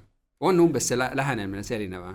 Põhimõtteliselt, aga ka müük on ka hästi nagu juures, eks ju, et ju müük ju samamoodi ehitab oma ju plaani siis vastavalt nagu ka, tal on nagu oma plaan, eks ju. Siis see võrreldakse pärast, eks ole, oma vahel. Jah, et me vaatame, et me nagu jookseme ikkagi nagu kõnnime samas tempos, eks ju, et oleks nagu kõik nagu paigas, et nii ta on, jah. Aga ma mõtlen, et vaata, mis on nüüd nagu huvitav ja sa ei ole ainuke, eks ole, toiduainetest, kes seda räägib niipidi, et meil toiduainete tööstuses on see klassikaline turunduslähenemine, mis ongi nii, nagu peakski käima, on toimiv ja meil ei ole mitte ühelgi teisel valdkonnal sellist asja olemas. Kõik teised tegelevad ainult kommunikatsiooniga turunduses. Ei tegele üldse selle esimese osaga, ei tegele projektsioonidega, eks ole, et kuidas me sinna jõuame, kõike seda klassikalist asja. Sul on mingisugune aim või miks me niisuguses olukorras turunduses oleme, et ühes tööstuses me oleme selle kuidagi nagu korda saanud, vahet ei ole, kus sa lähed Atriasse praegu või oled kuskil mujal, see asi nagu toimib ja teistes nagu valdkondades nagu ei toimi. Ma arvan nagu seda, et see on hästi sügavalt kinni see, et toiduainetööstusest sa oled väga tarbijas kinni. Sa pead kuulama nagu tarbijat, sa pead kuulama klienti, et see nagu muidu ma arvan, et sa ei olegi edukas oma toodetes ja müügis ja äriliselt. Et ma arvan, et see nagu mõtteviis on juba nagu erinev, et kui sul on müüd või turundad mingit toodet või võtad panganduse või turismi, siis hästi on see üldistav mindset. Aga seal on ka ju kliendid täpselt samamoodi ja täpselt samamoodi kliendid ostavad. Ja nii on, aga ma arvan, et ikkagi see nagu mõtteviis on hästi tegevuskavas või nagu on, et see on nagu üldistav. See on puhtalt nagu minu isiklik arvamus. Ma lihtsalt nagu mõtlen seda, et ma olen nagu mõistnud, millest natuke on võib-olla tekkinud. Panganduses on öeldud, et seal on regulatsioonid ja siis on nagu see nii keeruline umbes on ju. Ja telekoos on see, et seal on mingi tehnoloogia on ju, ja tegelikult see on kõik jama.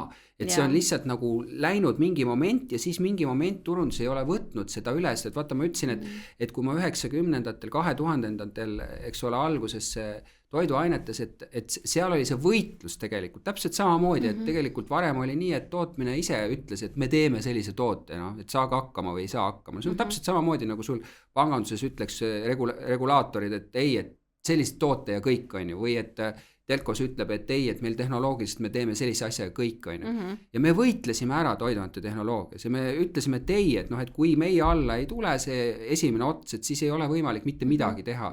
Ja see võit saavutati ja kuna need inimesed siis käisid erinevates on ju toiduainete tööstuses, siis lihtsalt viidi see protsess nagu igale poole sisse ja öeldi, et igal pool mujal on ja mis asja te siin seletate on ju. Ja teistes kuidagi mina ikkagi ütleks, et turundus on olnud nagu mugavas positsioonis. Ja ta on öelnud, okei, kui on nii, siis mina ei saagi vastutada selle eest, ma teen siin seda kampaaniat nii edasi. Ja minu jaoks on see kogu nagu turundusskeene selle tõttu nagu õudselt halva maiguga, sellepärast, et nagu seda ei hinnata piisavalt, sest mis sa teed lihtsalt mingit seda on ju, kuidas see välja näeb. Aga toiduainetes kõik saavad aru, või tööstuses on ju, et ilma meieta ei ole mitte midagi võimalik teha, sest ei ole midagi toota ju. Ja selles mõttes ma olen täiesti nõus, et see kus see nagu shift toimus, et turundus ei ole lihtsalt kulurida, eks ju, vaid turundus peab olema juba strateegias kõrval, eks ju. Noh, minu jaoks on see juba nii elementaarne, eks, et sellepärast, et see on nii olnud ju nii tükk aega, et jah, et vaadatakse seda nagu kuluna ja tegelikult kaasatakse siin täitsa nagu lõppfaasis, eks ju, et olgu ka siis toode või teenus, et näe, nii on ja ehita plaan sinna. Tegelikult see on täiesti vastupidine ju, peaks olema toimiv vastupidi, et kogu see idee ja toode peab olema juba turundus seal kuni siis lõppfaasini välja, eks ju, et Kuule, aga nüüd, kuidas see juhtus, et kas sul Fatzerist sul oligi nüüd Atriasse tulek, eks ole, või oli midagi vahepeal veel sul?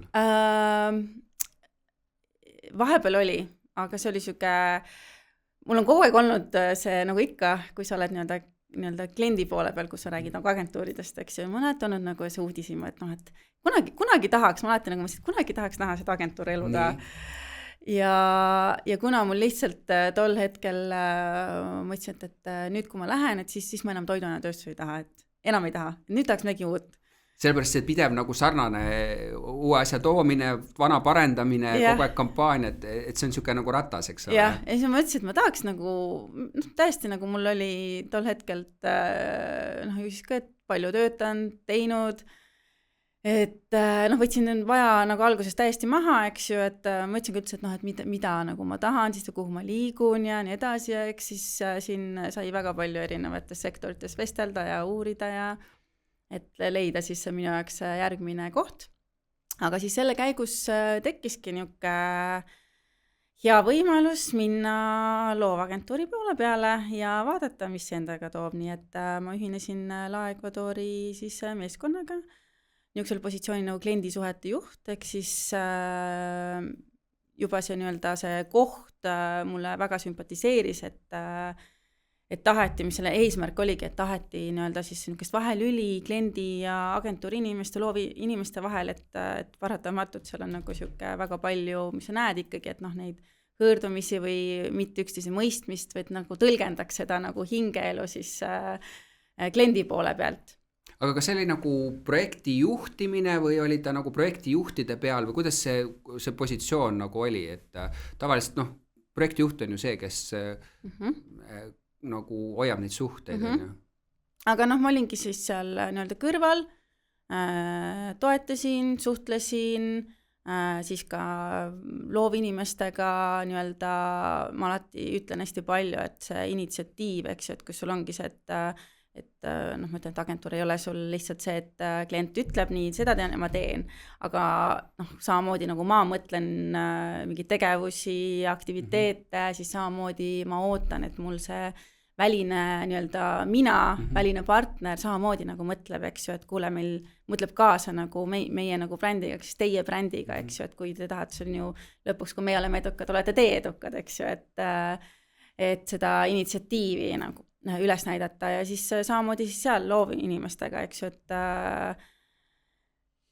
et ikkagi minu üllatuseks oligi, et kui ikkagi ei mõisteta tegelikult seda kliendi protsesse ja miks ja nii edasi ja samamoodi ka nii-öelda siis tegelikult näha seda, et kui vähe klient tegelikult jagab ka oma agentuuriga infot, et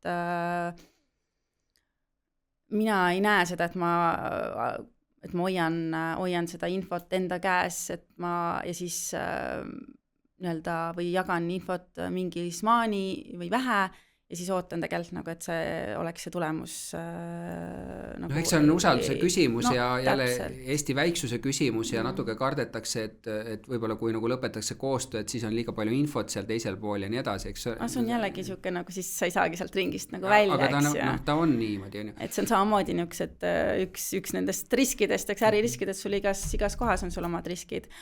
Aga ühesõnaga selle käigus mulle ikkagi sai selguks väga kiiresti, et ikkagi ma tahan seal kliendi poole peal olla. Kuule, aga räägime seda veel üle, et selles mõttes ma saan aru väga hästi, miks Heili võis tahta sind, eks ole, see sama loogika, me oleme siin Lemberiga rääkisime sellest, kui ta läks pärast Coopi sinna Convertalisse ja et omanikud nagu vaatavad seda, et tuleb keegi, kes nagu saab kliendi hingeelust nagu aru, et ta oskab tõlgendada meile seda, et sellest ma saan üli hästi aru, on ju. Ja nüüd, kui sa tuled sisse, siis tegelikult tekib nagu olukord, kus mõnes mõttes, kui sa kliendi suunas nagu teed, et klient nagu vaatab, et see on nagu huvitav asi, et me nagu, kui me kolleegid oleme omavahel, siis me nagu okei. Aga nii pea, kui on nagu üks on nagu teisel pool on natukene see, et ma ei tea, kas ma tahan, et sa nagu minu asjades nagu nii palju nagu mõtted kaasa, eks ole, et noh, mul on nagu oma see ja võib-olla ma ei taha, et sa siin nagu vaatad siukse imeliku silmaga, et sa teeks teistmoodi ja tead, et mina tahan ikka ise otsustada, kuidas ma teen. Et noh, et sellepärast vaata, meil ei ole nagu seda turunduskonsultatsiooni nagu teenust Eestis olemas, et kuidagi nagu see asi ei toimi.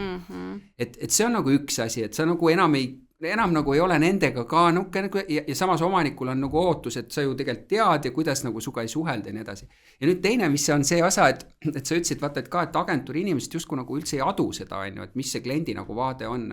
Ja siis sa nende jaoks jääd ka nagu võõraks, et tuleb jälle räägib, kuidas asjad on, mina olen nagu, et sa oled natuke nagu võõrkeha, noh, et sa ei ole ainult, kes on nagu siukses situatsioonis olnud, ja sellepärast näiteks sellist nagu kliendi poolt agentuuri poole tulekut on nagu ülivähe, mis on edukat, et ongi nagu lühikest aega, on võib-olla isegi 2 aastat, aga tegelikult kas siis minnakse tagasi pigem, et meil oli lihtsalt Vaasi selle Timo Ardikainega oli selle, tema on üks väheseid tegelikult case'e, kes on tulnud, ta oli Starmanis hästi pikalt omal ajal ja siis läks, eks ole, Ideasse ja oli agejuht ja nüüd on nagu oma selles, kes on nagu suutnud üle tulla. Ja me just rääksime temaga, et tegelikult ei ole nagu palju variante. Pluss siis see on, eks ole, et kui sa oled kliendi poole olnud, sa nagu keskendud ühesse teemasse. Ja seal sa pead keskenduma hästi paljudesse teemadesse, et mis osa see sinu kogemus oli nagu, mis sind nagu pani mõtlema, et ei, ma tegelikult ikkagi ei taha agentuuris olla, et ma tahaks tegelikult pigem olla nagu ühe kliendi juures. Kas see, mis ma rääkisin, kõlab nagu tuttavalt sulle? Ja, noh, see oligi see, et sa oled seal juures, sa oled selle nii-öelda looprotsessi juures, kuni nagu valmis kampaaniane, kui ongi kampaania nagu siis aktsepteeritakse, siis ma tundsingi, et nagu ma ei saa seal nagu, ma tahan realiseerida seda, nagu ma läksin ise nii nagu sisse, eks ju, et eriti nagu mingite toiduaine nagu tööstusbrändidega ja tegevustega, et niimoodi hakkas kripeldama. Kas sa vaatasid seda, et huvitav, miks nad selle otsuse tehes, et tegelikult see ei ole loogiline, sa tahaks nagu öelda, et tehke teine otsus ja kui sa ise oleks selle koha peal, siis sa teeks teise otsuse ja sa ei saanud seda otsust teha või kas sa mõtlesid seda osa ka või? Nii palju nagu ei olnud, selles mõttes, et kui seda nagu ei olnud jah, kuidagi niimoodi, pigem oli nagu see, et sa tahtsid nagu sinna kliendi poole peale, see tõi selle nagu isu täiega tagasi, et ma tahan ka nagu realiseerida neid asju ja lõpuni ja näha seda tulemust, võt see oli ka nagu see, et ma ei näe seda tulemust.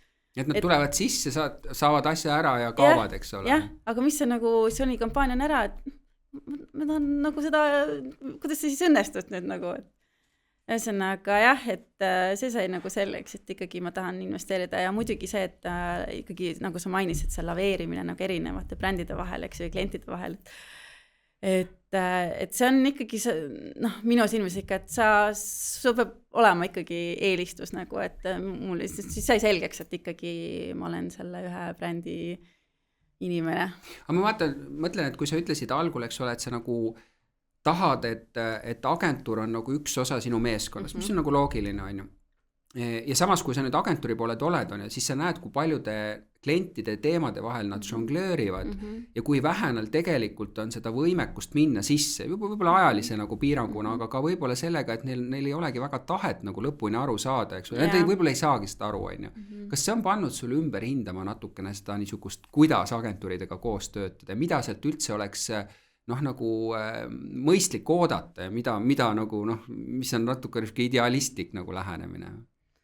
Noh, muidugi see on küll, et näha päriselt seda looprotsessi, eks ju, et kuidas see käib ja kui palju see aega võtab ja kuidas üldse nad seda teevad, et üks pool muidugi nagu juba huvitav, aga jah, et kui keeruline see on, aga samas nagu ma leian, et lõppkokkuvõttes baseerub samamoodi inimsuhetel, eks ju, et mis suhtlus ja läbisaamine sul see kliendiga on ja noh, täpselt samamoodi nagu su brändiga ja tarbijatega, et see usaldus nagu peab olema, see on hästi oluline, eks ju, ja samamoodi nende puhul on see usaldus kliendi ja agentuuri vahel, et see, noh, mina näen, et sealt ei saa edukat koostööd tulla, kui seda elementaarset usaldust nagu ei ole.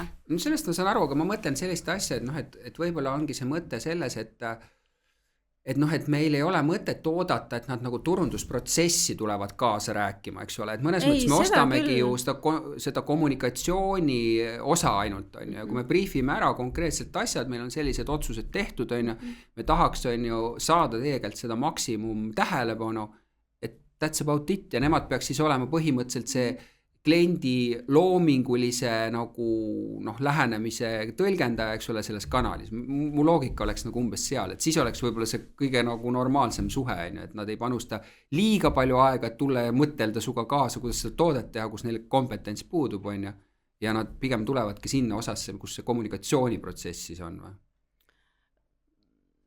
Jah, selles mõttes küll, kui kompetents muidugi nagu ei ole, eks ju, kui noh, ütleme tootearendusprotsessis ma juba tean väga edukaid ka seal juhtumeid, kus on nagu juba tootearenduses samamoodi kaasatud agentuur, eks ju, ja on väga edukas toode välja toodud turule, eks, väga konkurentsirikas kategoorias veel, et need on ka teada, noh muidugi see olenebki, eks ju, mis on selle loovagentuuri üldse teenused ja kompetents, aga teine on ikkagi see, et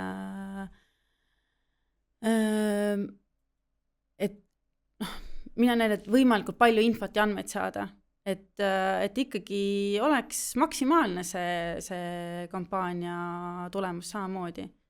Kuule, aga kuidas sulle see nagu kogemus oli, et noh, kui sa oled kliendi pool, siis muidugi sa pead raha teenima, aga sa teenid läbi nende toodet, eks ole, noh, ja kui edukalt või mitte edukalt siis läheb, on ju, aga ja kui sa oled agentuuris, siis tegelikult see, et agentuur üleval püsib, on ju revenue palju kliendilt tuleb, et siis mingi moment sulle nagu sisuliselt istutakse kaela, et kuule, meil on vaja sealt rohkem ja rohkem ja rohkem. Kas sa seda ka tunnetasid, et mingi niisugune surve hakkas tekkima või noh, et agentuuri poole peal, et sa pead kuidagi nagu selle osaga tegelema, mis ei ole nagu üldse selle tootega seotud, vaid on? Ja, oli ja.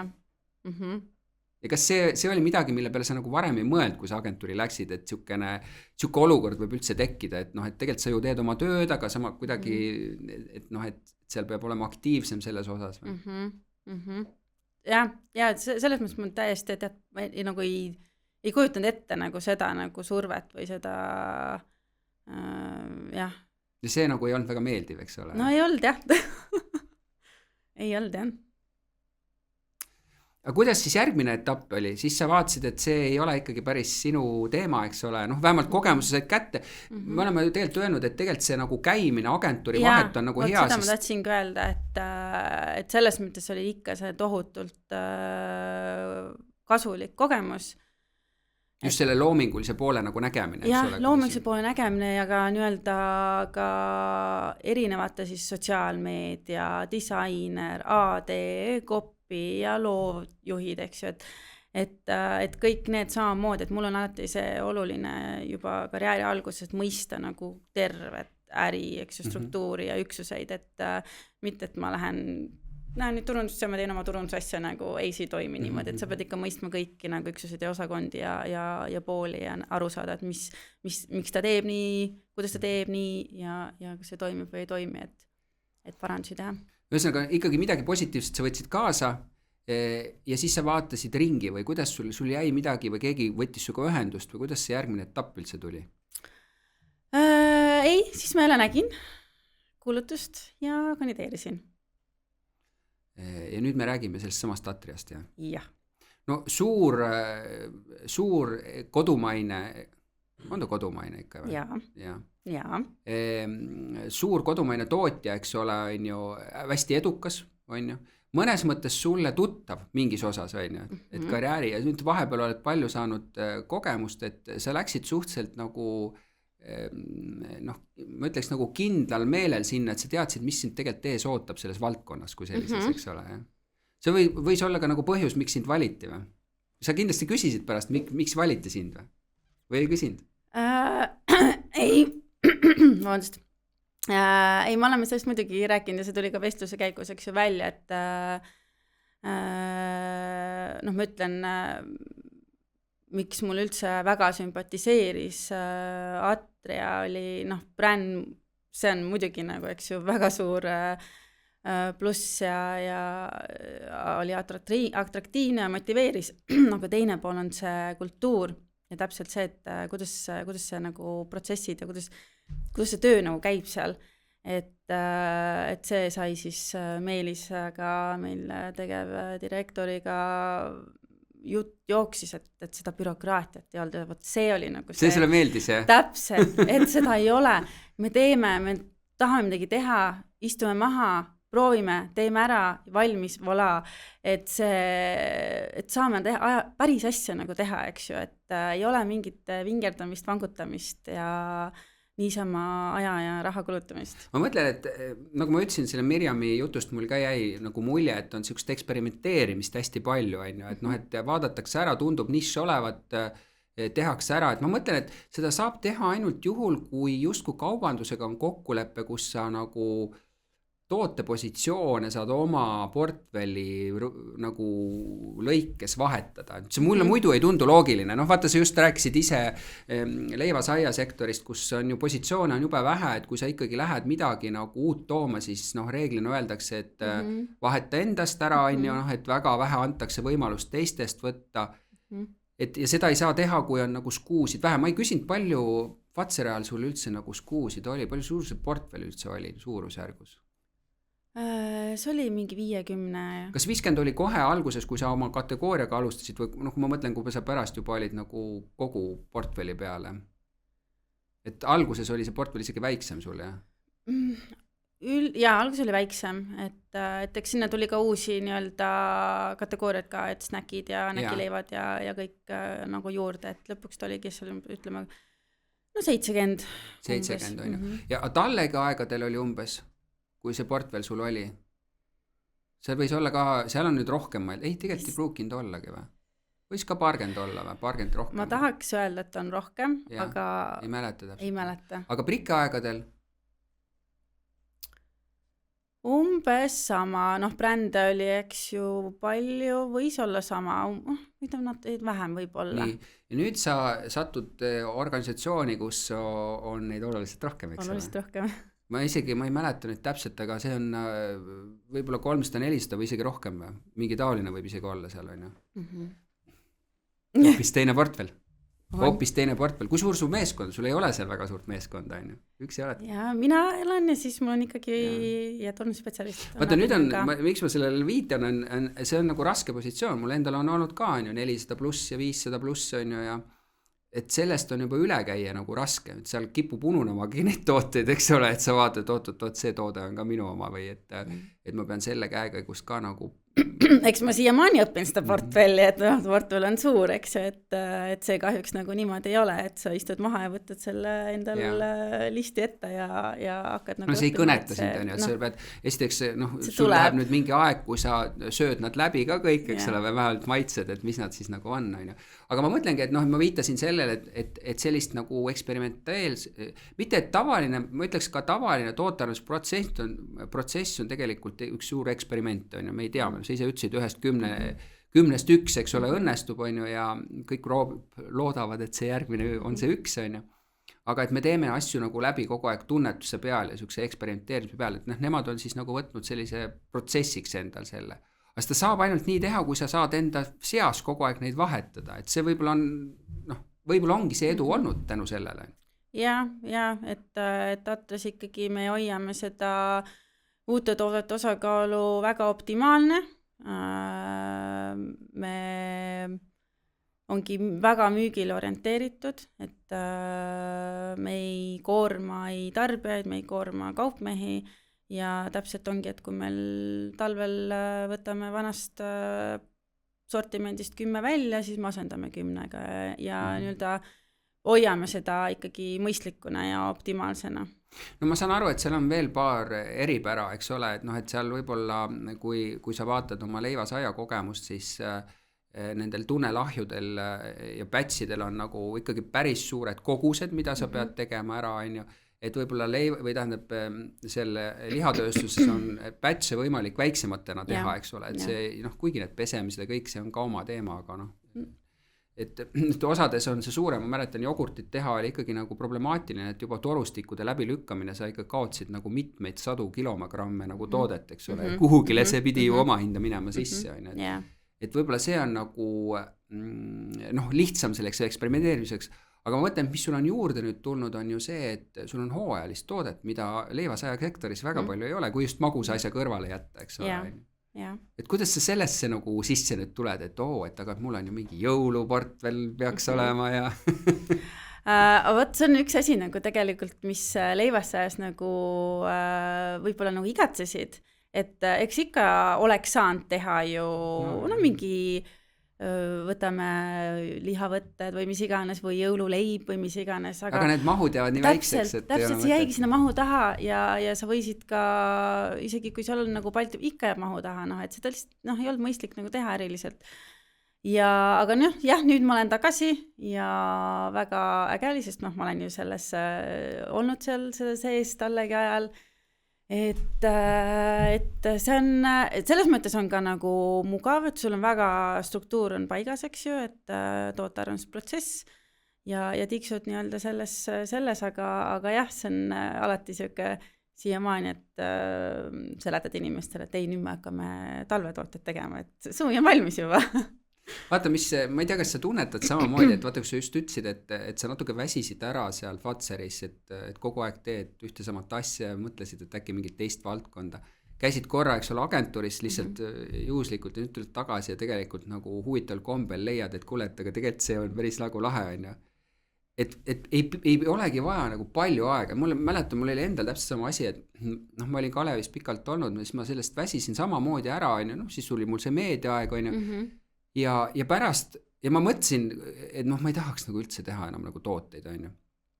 Ja ma tegelikult, kui ma läksin Teresse, siis ma vaatasin, et tegelikult päris põnev. Et see tegelikult ei olnud nii, ma ei oskagi nagu öelda, mis seal on, et miks see väsimus tuleb ja mingi moment sa korra näed midagi muud, mis on ka nagu tore, on ju. Ja siis sa tuled tagasi ja vaatad, tegelikult see on nagu jube tore. Ükspuha tegelikult sa lähed ju asju nagu tegema protsessiliselt ju kui samu. Oskad sa selgitada, kuidas see nagu tuleb, et sul on täpselt sama olukord praegu ju. Jah. Eks on erinevatest asjadest kokku, eks ju, et minu pool on ikkagi see, et see bränd peab nagu kõnetama, eks ju, et ma lihtsalt juba inimesena olen, et kui ma lähen, siis ma lähen all in ja ma panustan ja teen ja et ma pean ise armastama ja usaldama ja juba isiklikul tasemel seda, et ma tean turundajad, kes lihtsalt teevadki seda tööd ja teevad oma asjad ära aga nagu seda kirge seal taga nagu ei ole, et ma lihtsalt nagu ma ei funktsioneeri niimoodi, ma ei oska lihtsalt niimoodi. Ja võib-olla selles mõttes teeb ka nagu on teinud minu elu ka võib-olla raskemaks, sellepärast, et raske on ka siis leida, eks ju, et mul oligi, et siin oli ju pakkumisi laual, aga ei pannud seda silma särama, ei ole ja ütleme, Fazerist tuled, benchmark on ka üsna nagu kõrgel, eks ju, et kuhu sa siis Eestis nagu siis veel liigud, eks ju. Ja kui Attu tuli ja Maximoritse bränd ja väga äge ja ütleme, mis mulle veel nagu sümpatiseeris ja võib-olla oli minu jaoks siuke ka oluline faktor oli nii-öelda rahvusvaheline suhtlus. Et Fatseri ajal nagu see oli ja ma kuidagi ma nagu vajasin seda, ma vajan seda nagu natukene, et see oleks seda rahvusvahelust, et ja saaks teiste turgudega suhelda ja olla nagu seda ka neid teadmisi seal ja mis neil trendid on ja turul toimib ja olla siuke multikultuurne natukene, et mis sest, et sa ikkagi ju ajad oma asja ja Eesti asja ja oma brändiga, aga see on siuke nagu võib-olla isiklik.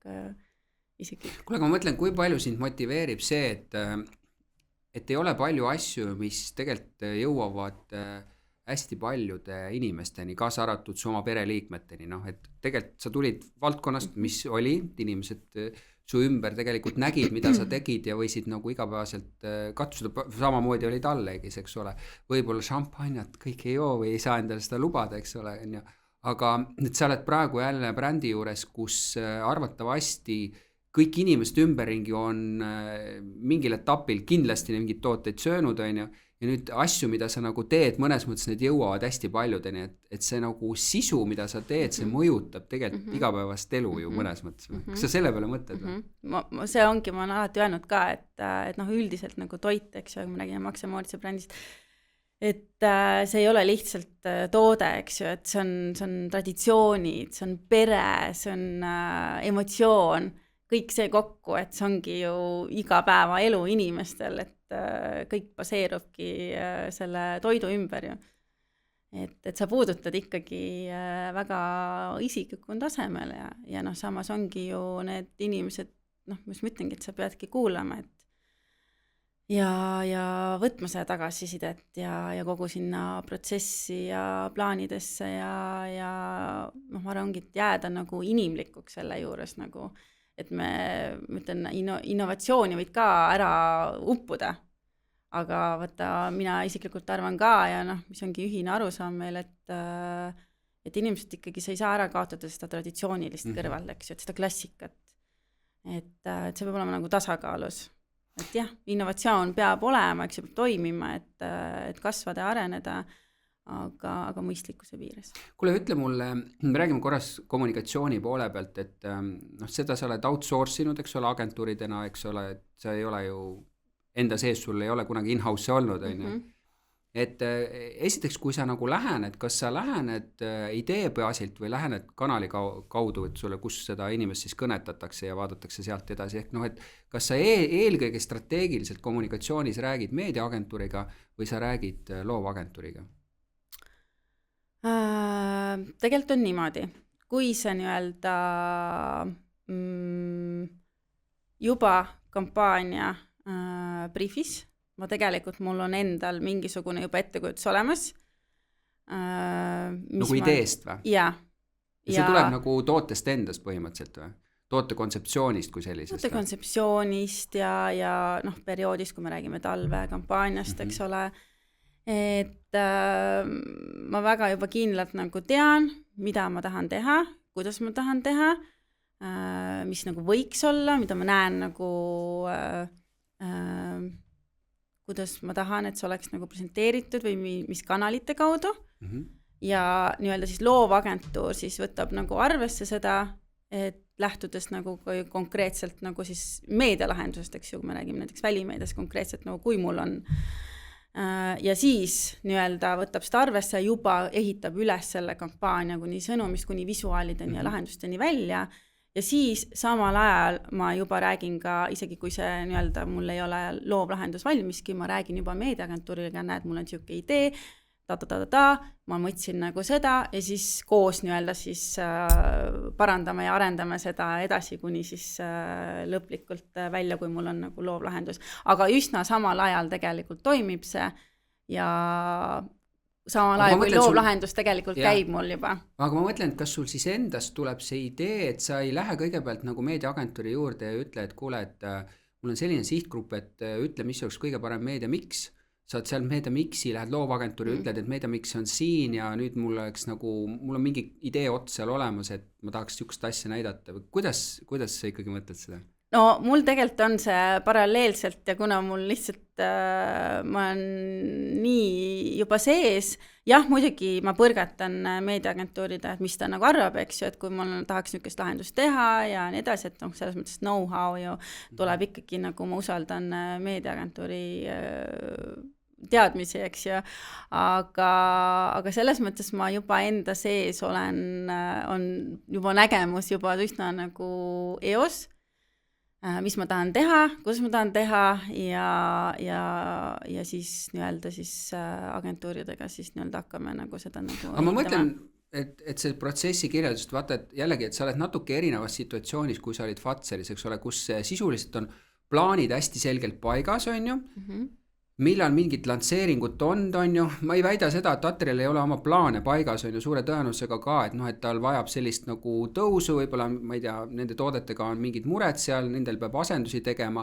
aga nagu kuna sa ütlesid, et protsess on viidud lühemaks, on ju, et siis tegelikult reageeritakse rohkem turul toimuvale, et noh, et nüüd me toome, nüüd me ei too, on ju, mis natuke võtab ära selle, et meil justkui oleks võimalik hästi pikka nagu meediaplaani paika panna, eks ole, et sest sa nagu rohkem nagu on see nagu no ei, üldine trahv ikkagi on, et noh, see tuleb võib-olla minu isiklikust niisugusest toimis või funktsioonist, et mingisugune ikkagi plaan peab pikaajaline plaan peab nagu paigas olema, eks ju, et jah, sa ei võta nüüd seda, et üks ühele sa teed selle järgi, aga noh, mingisugune on, mis hoiab siin nagu järje peal, eks ole, ja natuke prioritiseerib ka sul neid tegevusi.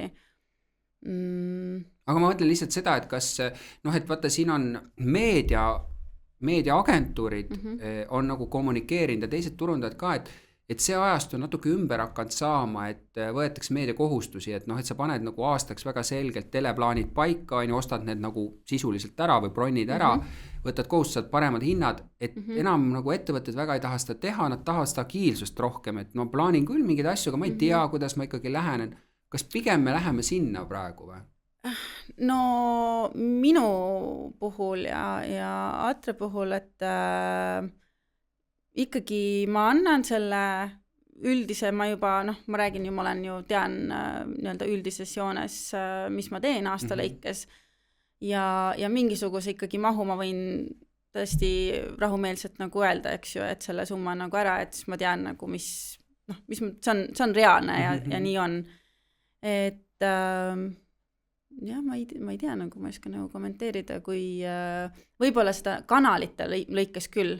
Et seal ei ole enam niisugust, et ma võtan nagu kinni, et ma tean täpselt oma reach'id ostan sisuliselt ära, et see ei ole nagu nii palju teema. Et võib-olla niimoodi teha, et ma nüüd 40% on tele ja 30% on nagu välimeedia, et see tõesti, see on täiesti kampaanias kinni, et olenebki täiesti, mis selle kampaania sisu on ja mis selle loovlahendus on, eks ju, et ja sellest panen siis selle meedia miksi, noh, ma mõtlengi, et ma pigem nagu olen juba see natuur, et ma juba selle loovlahenduse alguses juba nagu mõtlen, et mis ma üldse nagu tahan teha, nagu mis meedias nagu, ja kuidas, nagu mis see lahendus võiks nagu olla, et mul juba nagu on see ettekujutus juba seal nagu olemas, et võib-olla traditsioonilise või klassikalise poole pealt, kus tehakse see loovlahenduskampaania ja siis ehitan sellele meediamiksi taha.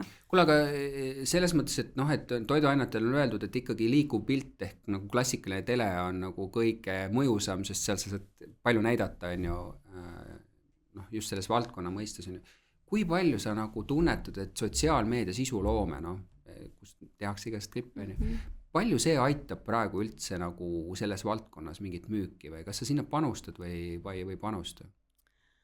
Me ikka panustame, et ja noh, ütleme võib-olla, kui hästi palju siin aastaid tagasi oli see, et noorem generatsioon, noh, tegelikult me näeme seda, et see 50+ kasutab täpselt sama palju, kui mitte rohkem seda sotsiaalmeediat. Et see on kindlasti nii-öelda üks viis, kuidas seda igapäeva kommunikatsioonis ära kasutada ja noh, jõudagi selle nii-öelda igapäevase siis infoga, mida sa tahad oma tarbijatele nagu edasi anda. Et see on väga lihtne viis ja noh, teiseks on ka see interaktiivsus, eks ju, mida sa saad tarbijatega teha, et sotsiaalmeedias on see ju väga, väga lihtne. Et ma olen siin, eks ole, rääkinud agentuuridega ja ma saan aru, et see sotsiaalmeedia on niisugune nagu kuum kartul, mis põhimõtteliselt ei ole väga selgelt paigas, missuguse agentuuri pärusmaa see on, et kõik nagu mingid tükke teevad ja osad ei taha teha, on ju. Et nagu see viitab mulle üha rohkem, et noh, et tegelikult selle peale nagu peaks eraldi agentuuri võtma, kes on keskendunud, on ju.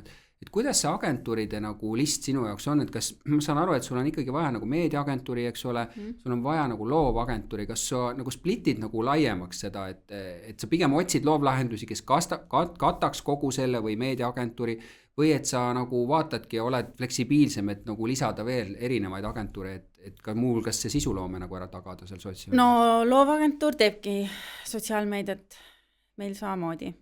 Et sa oled ikkagi pannud ühte kohta selle, oled valinud, ütleme siis partneri, kes kataks ära selle nagu? Ja mul on olnud, Patsera oli mul loovagentuur ja sotsiaalmeedia agentuur eraldi. Et nüüd nad olid koos ja... Kumb parem on? Kas saab nii küsida üldse?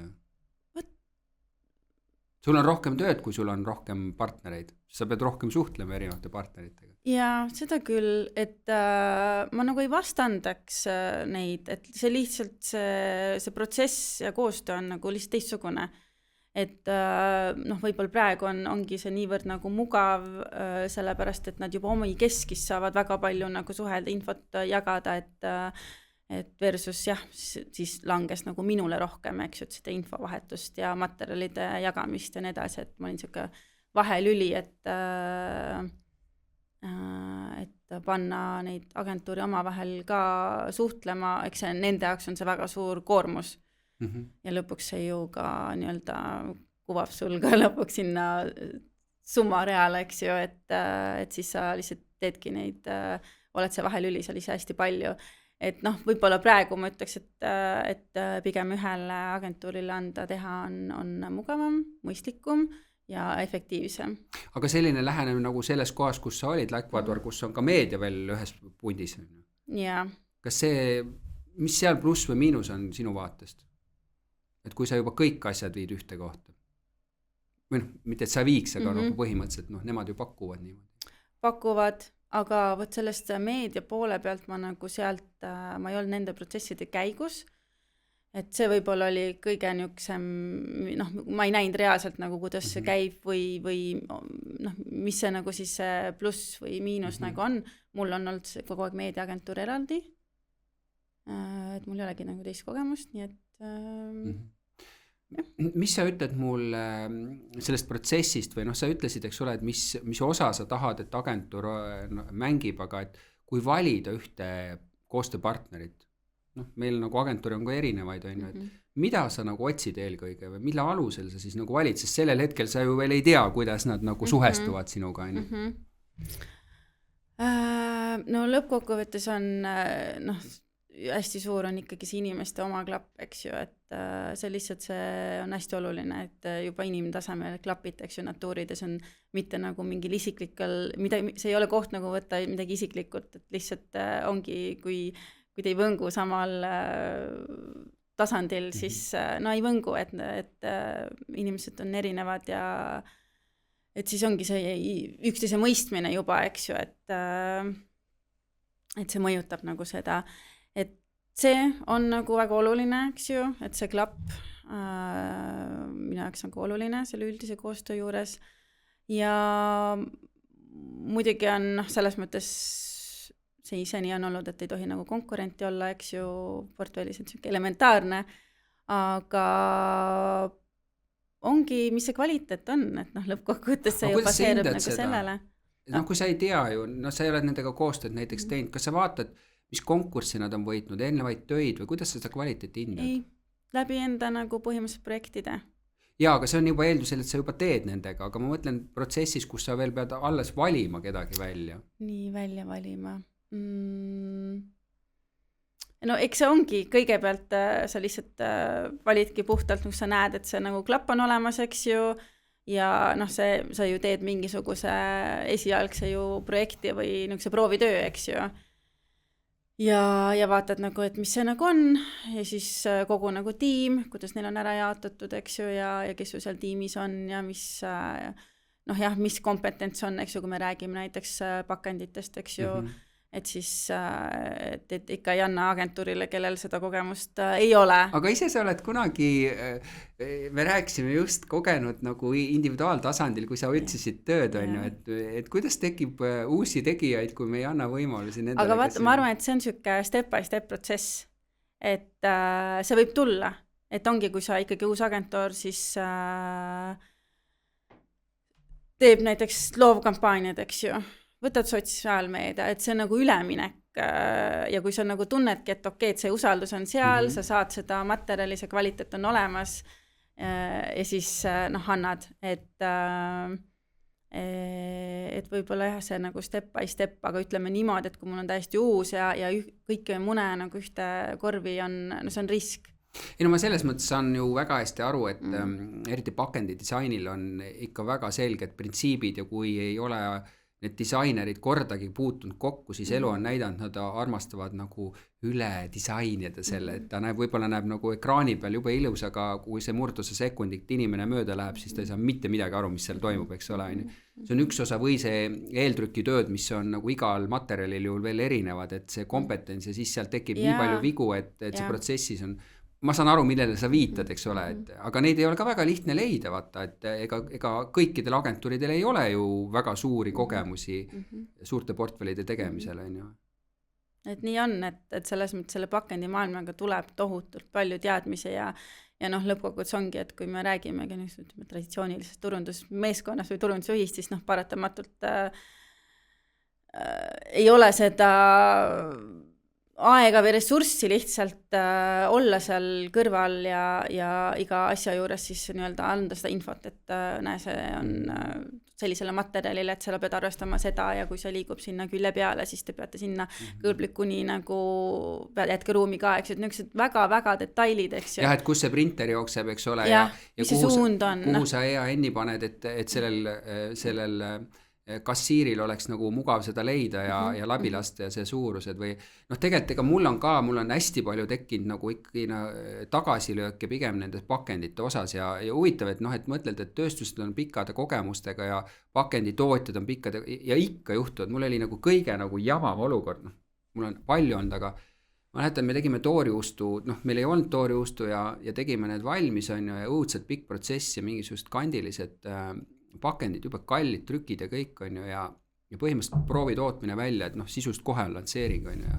tuleb tootmisest tagasi, et kõik on tõmmanud nagu kokku, noh, niisuguseks noh, mitte enam ei hoia nagu kuju, on ju, no kuidas saab juhtuda, me oleme ju ise tootnud 100 asja, no, ja näed on, et mingis asjas, mingis temperatuuris teatud asjad nagu reageerivad nii ja keegi ei tea, ja mis sa siis teed, noh, täielik jama tegelikult on ju toodetud, kõik on ju sisse müüdud, on ju nii edasi, sul on kampaaniad valmis. Täielik jama.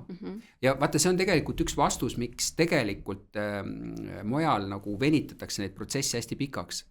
Et seal lõpus ei tuleks sellised üllatused välja, kuna nad teavad tegelikult, et see protsess siis on nagu suhteliselt problemaatiline kõikidele, eks ole, on ju, kaasa arvatud jaekaubandusele, kes on teinud oma sortimid otsused ära. Aga mul on tulnud ette sellised asju palju ja noh, ma olen tudengitele rääkinud ühte nagu eriti markantset näidet, on ju. Kalevi aegadest, sellest on hirmus kaua aega tagasi. Tražeed, lihtsad asjad, on ju. Otsisime ka nagu võimalusi, kuidas siis nagu laiendada seda müüki, on ju. Ja siis mõtlesime, et väga hea oleks ju paneme nagu siis sellesse topsi, on ju, noh, et on nagu mõnus tõmbad lahti ja hakkad sööma sealt ja et noh, et topsi saab siis panna nagu autos sinna sellesse topsi hoidesse. Nii, noh, mõeldud tehtud, kõik arendus valmis, teeme ära, noh, valmis turule. Ja siis tullakse mul tagasi, kuule, et aga ma proovisin, et sinna topsi hoidesse ei mahu ära see. Mis mõttes ei mahu ära? Lähme valitse, ei mahtunud, liiga suured olid ja keegi ei mõelnud selle protsessi käigus, saad sa aru, nii lihtsalt asja, et minna ja kontrollida, et kas see, mis siis väliti välja, mida me toota saame, on ju, mahub ära, on ju. Teitsa vees. Ja me oleme selle müünud selle loogikaga, selle kontseptsiooniga nii aekaubanduse igal poole maha ka tootmisele ja kõikidele. Ja oligi pekkis ja see asi muidugi nagu, noh, läks turule, aga noh, väga kaua, noh, saad sa aru, no niisugused asju on ju siiamaani juhtunud mul, on ju. See on katastroof tegelikult. Nii on, ja noh, mul on alati see, et kuna see nende kaupluse sisene ja riiulid on nagu hästi nagu oluline ka, et see kauplesisene kommunikatsioon ja pakendide välja ja siis ma alati ütlen ka agentuurile, et minge poodi.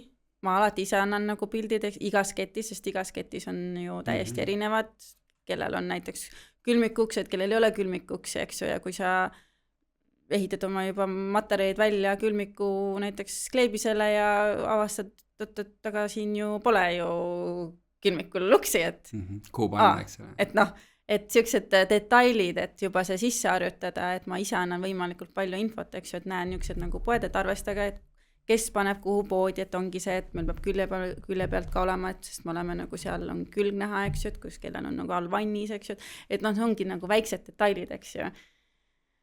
Ei no ja noh, nüüd, kus sul on hästi palju tooteid ka, ma mõtlesin just korra leivasaia peale, et seal on nagu reeglina tooted on landscape'is, on ju, et noh, mahub rohkem üksteise otsa, on ju, aga samas ta võtab vähem seda. Ja et noh, et šokolaadis on alati suur küsimus, kas sa nagu teed landscape'i portrait'i on ju, et noh, et nagu põhimõtteliselt, aga noh, ütleme, tootjal on alati parem landscape on ju, kaubanduse mõistes oleks alati parem portrait, saab mahub rohkem on ju. Et sa pead kogu aeg selliste asjade peale mõtlema, et kas sa teda riputad, kuidas sa teda riputad, kuidas ta siis välja näeb, kas mul mahub see informatsioon ära niipidi, kui inimene läheb kõrvalt mööda, kas ta suudab seda lugeda, noh, niisugused väiksed asjad on ju. Ja, täpselt, et kui juba lai on sul see nii-öelda riiuli äär, eks ju, et mõnel on see nii lai, et siis ei olegi toote nimetust näha, mõnel on see nii lai, eks ju, et ongi see, et mis on oluline, et on ka riiulil näha, eks ju. Kuule, aga kas sa oled koostanud enda jaoks mingid checklistid nagu selle pakendi, mida peab kontrollima? Ma mäletan, meil oli niimoodi, et aastaid möödusid ja kogu aeg mingid jamad tekkisid, aga mingid väiksed asjad on ju. Ja siis oli see, et kuule, me peame panema kirja selle, et järgmine kord me vaatame üle. Ja siis ma sain aru, et et seal on mingi 100 asja, mida sa peaks üle kontrollima, et see ka nagu ei ole nagu, et seal ongi jube palju nüansse. Oled sa mingisugused nimekirju endale koostanud, et kontrolli seda.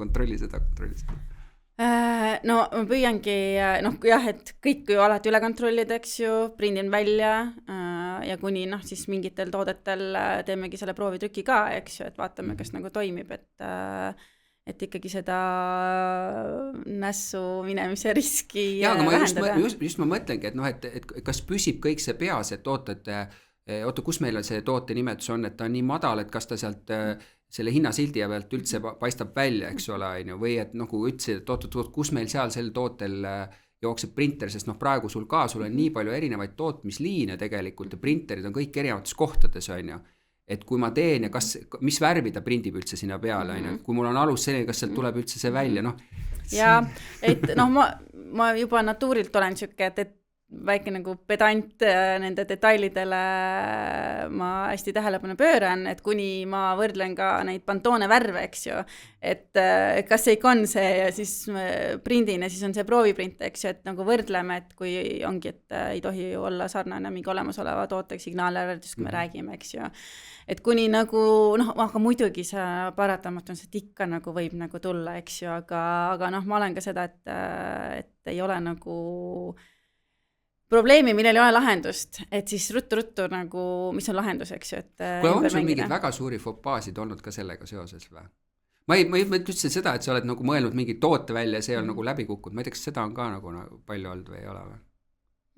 No ikka tuleb, et selles mõttes see juba maailm on siuke ju, et me räägime, et ja mu loogika on selles, et sul peab lihtsalt õnnestumisi rohkem olema kui ebaõnnestumisi, siis on okei.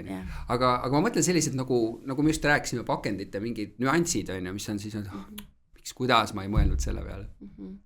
On ikka ja on tulnud, kus on nagu siis vale värvi, vale toon. Vale EAN-kood on ka läinud peale kuhugile või? Ei ole, seda ei ole. Õnneks ei ole. Et sellised lihtsamad asjad on nagu juhtunud või? Nojah, aga lihtsus on ka niisugune tõlgendamise küsimus, eks ju, et kui on ikkagi oma brändi värv ja see ei ole nagu see õige toon, et on kas toon heledam või toon tumedam, siis ja veel hullem, kui ta on siin kattub veel mingi on sarnasem rohkem konkurenditooniga, eks ju, et jah, niisuguseid asju nagu tuleb, aga täpselt samamoodi, et mingid asjad juba tööstuse nagu põhiselt, eks ju, et kus sa pead käima rohkem kohal ja vaatama ja veenduma, et kõik oleks nagu paigas ja tuleb nagu välja see pakend või toode nagu, mis peab tulema, et see on lihtsalt ka, tuleb sellega tööga nagu kaasas ja me oleme kõik inimesed ja lõpuks ongi see, et ju õpidki oma vigadest ja õpidki nagu selle tehes, nii et. Kuule, lõpetuseks tehisintellektist ma ikka küsin, et kas see on üldse mingi teema, mis on sul laual või? Et lased agentuuridel kasutada, pigem ütled, kasutage, ma ei tea, visuaalides, tekstides, mis seis sellega on? Ma kasutan ja ütleme igapäevaselt ikka. Aga mis sa lased teha tal? Või mingi partnerina sa teda käsitled või kuidas sa lähened sellesse? Ma ütlen alati, et on nagu, et ma küsin oma assistendile, ma lasen assistendile ära teha. Et mingid lihtsalt kujundusi, eks ole, mingid, ongi elementaarsed mingid ideid ise nagu proovin. Kas see on see, mida sa räägid, et briefis sa juba tuled oma kujundusega või? vahest nagu, kui ta suudab teha nagu seda, eks ju, vahest on see, et ma võtan selle ja timmin ise natukene edasi, eks ju. Aga noh, see ongi see, sa juba nii-öelda ka vähendad ju seda ebaõnnestumise või aja raiskamist agentuuril.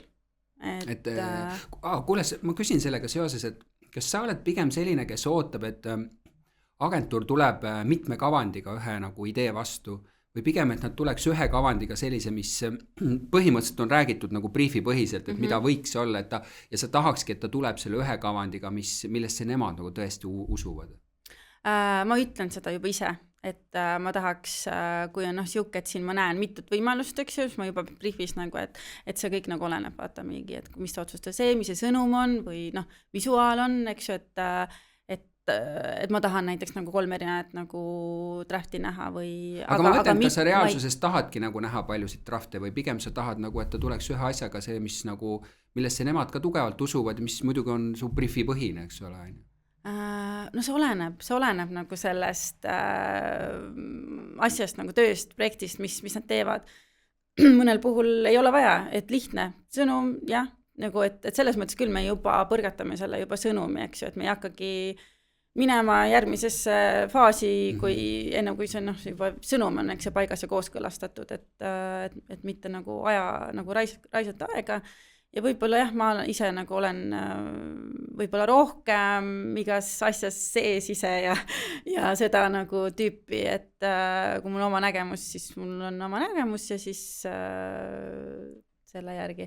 Et see täiesti oleneb ja ma ütlengi, kui ma ütlen nagu, et 3 versiooni, siis et lihtsalt lihtne nagu mingi mock-up, et ma ei taha täis, lõpuni, jah, täpselt, et lihtsalt näha, et see idee nagu et mitte nagu muidugi agentuuri lihtsalt aega, eks ju, kulutada ja lõpuks nagu kõigi raha ka, et aga ma mõtlen nagu tehisintellektis, et kui sa ütled, sa lased juba ise ka natuke midagi nagu teha, aga et kas sa juba nagu eeldakski, et kuulge, et ikkagi uudne tehnoloogia võiks ära kasutada, et lasemegi teha nagu neid pilte näiteks juba tehisintellektis, et see ongi erinev ja teistsugune. Pigem nagu seda või pigem mitte? Jah, ma olen niimoodi, et ma tegin ise ühe nagu idee ja ma ütlesin, et sotsiaalmeedias kasutame seda ja ka klientide siis siin just oligi, et kuna see ühtsus sinna läks sinna sõbrapäeva perioodi, siis see pilt ja ma panin selle presentatsiooni lõppu ja kui palju ja kõik pildistasid nagu seda presentatsiooni ajal, et see on jälle selline, sa näed, et see ei ole nagu tegelikult päris, kuigi ta näeb väga nagu äge nagu välja ja tegelikult agentuur proovis ise nagu järgi teha nagu seda, et teeks päriselt nagu ei õnnestunud, et see ongi see, et AI teeb sul valmis selle, mis ei olegi võib-olla nagu aga kui kaugel sa oled või kui kaugel sa arvad, et me oleme sellest, et pakendi disaini võiks nagu tehisintellekt ära meil tegelikult teha. Et seda ei peakski enam agentuurilt tellima.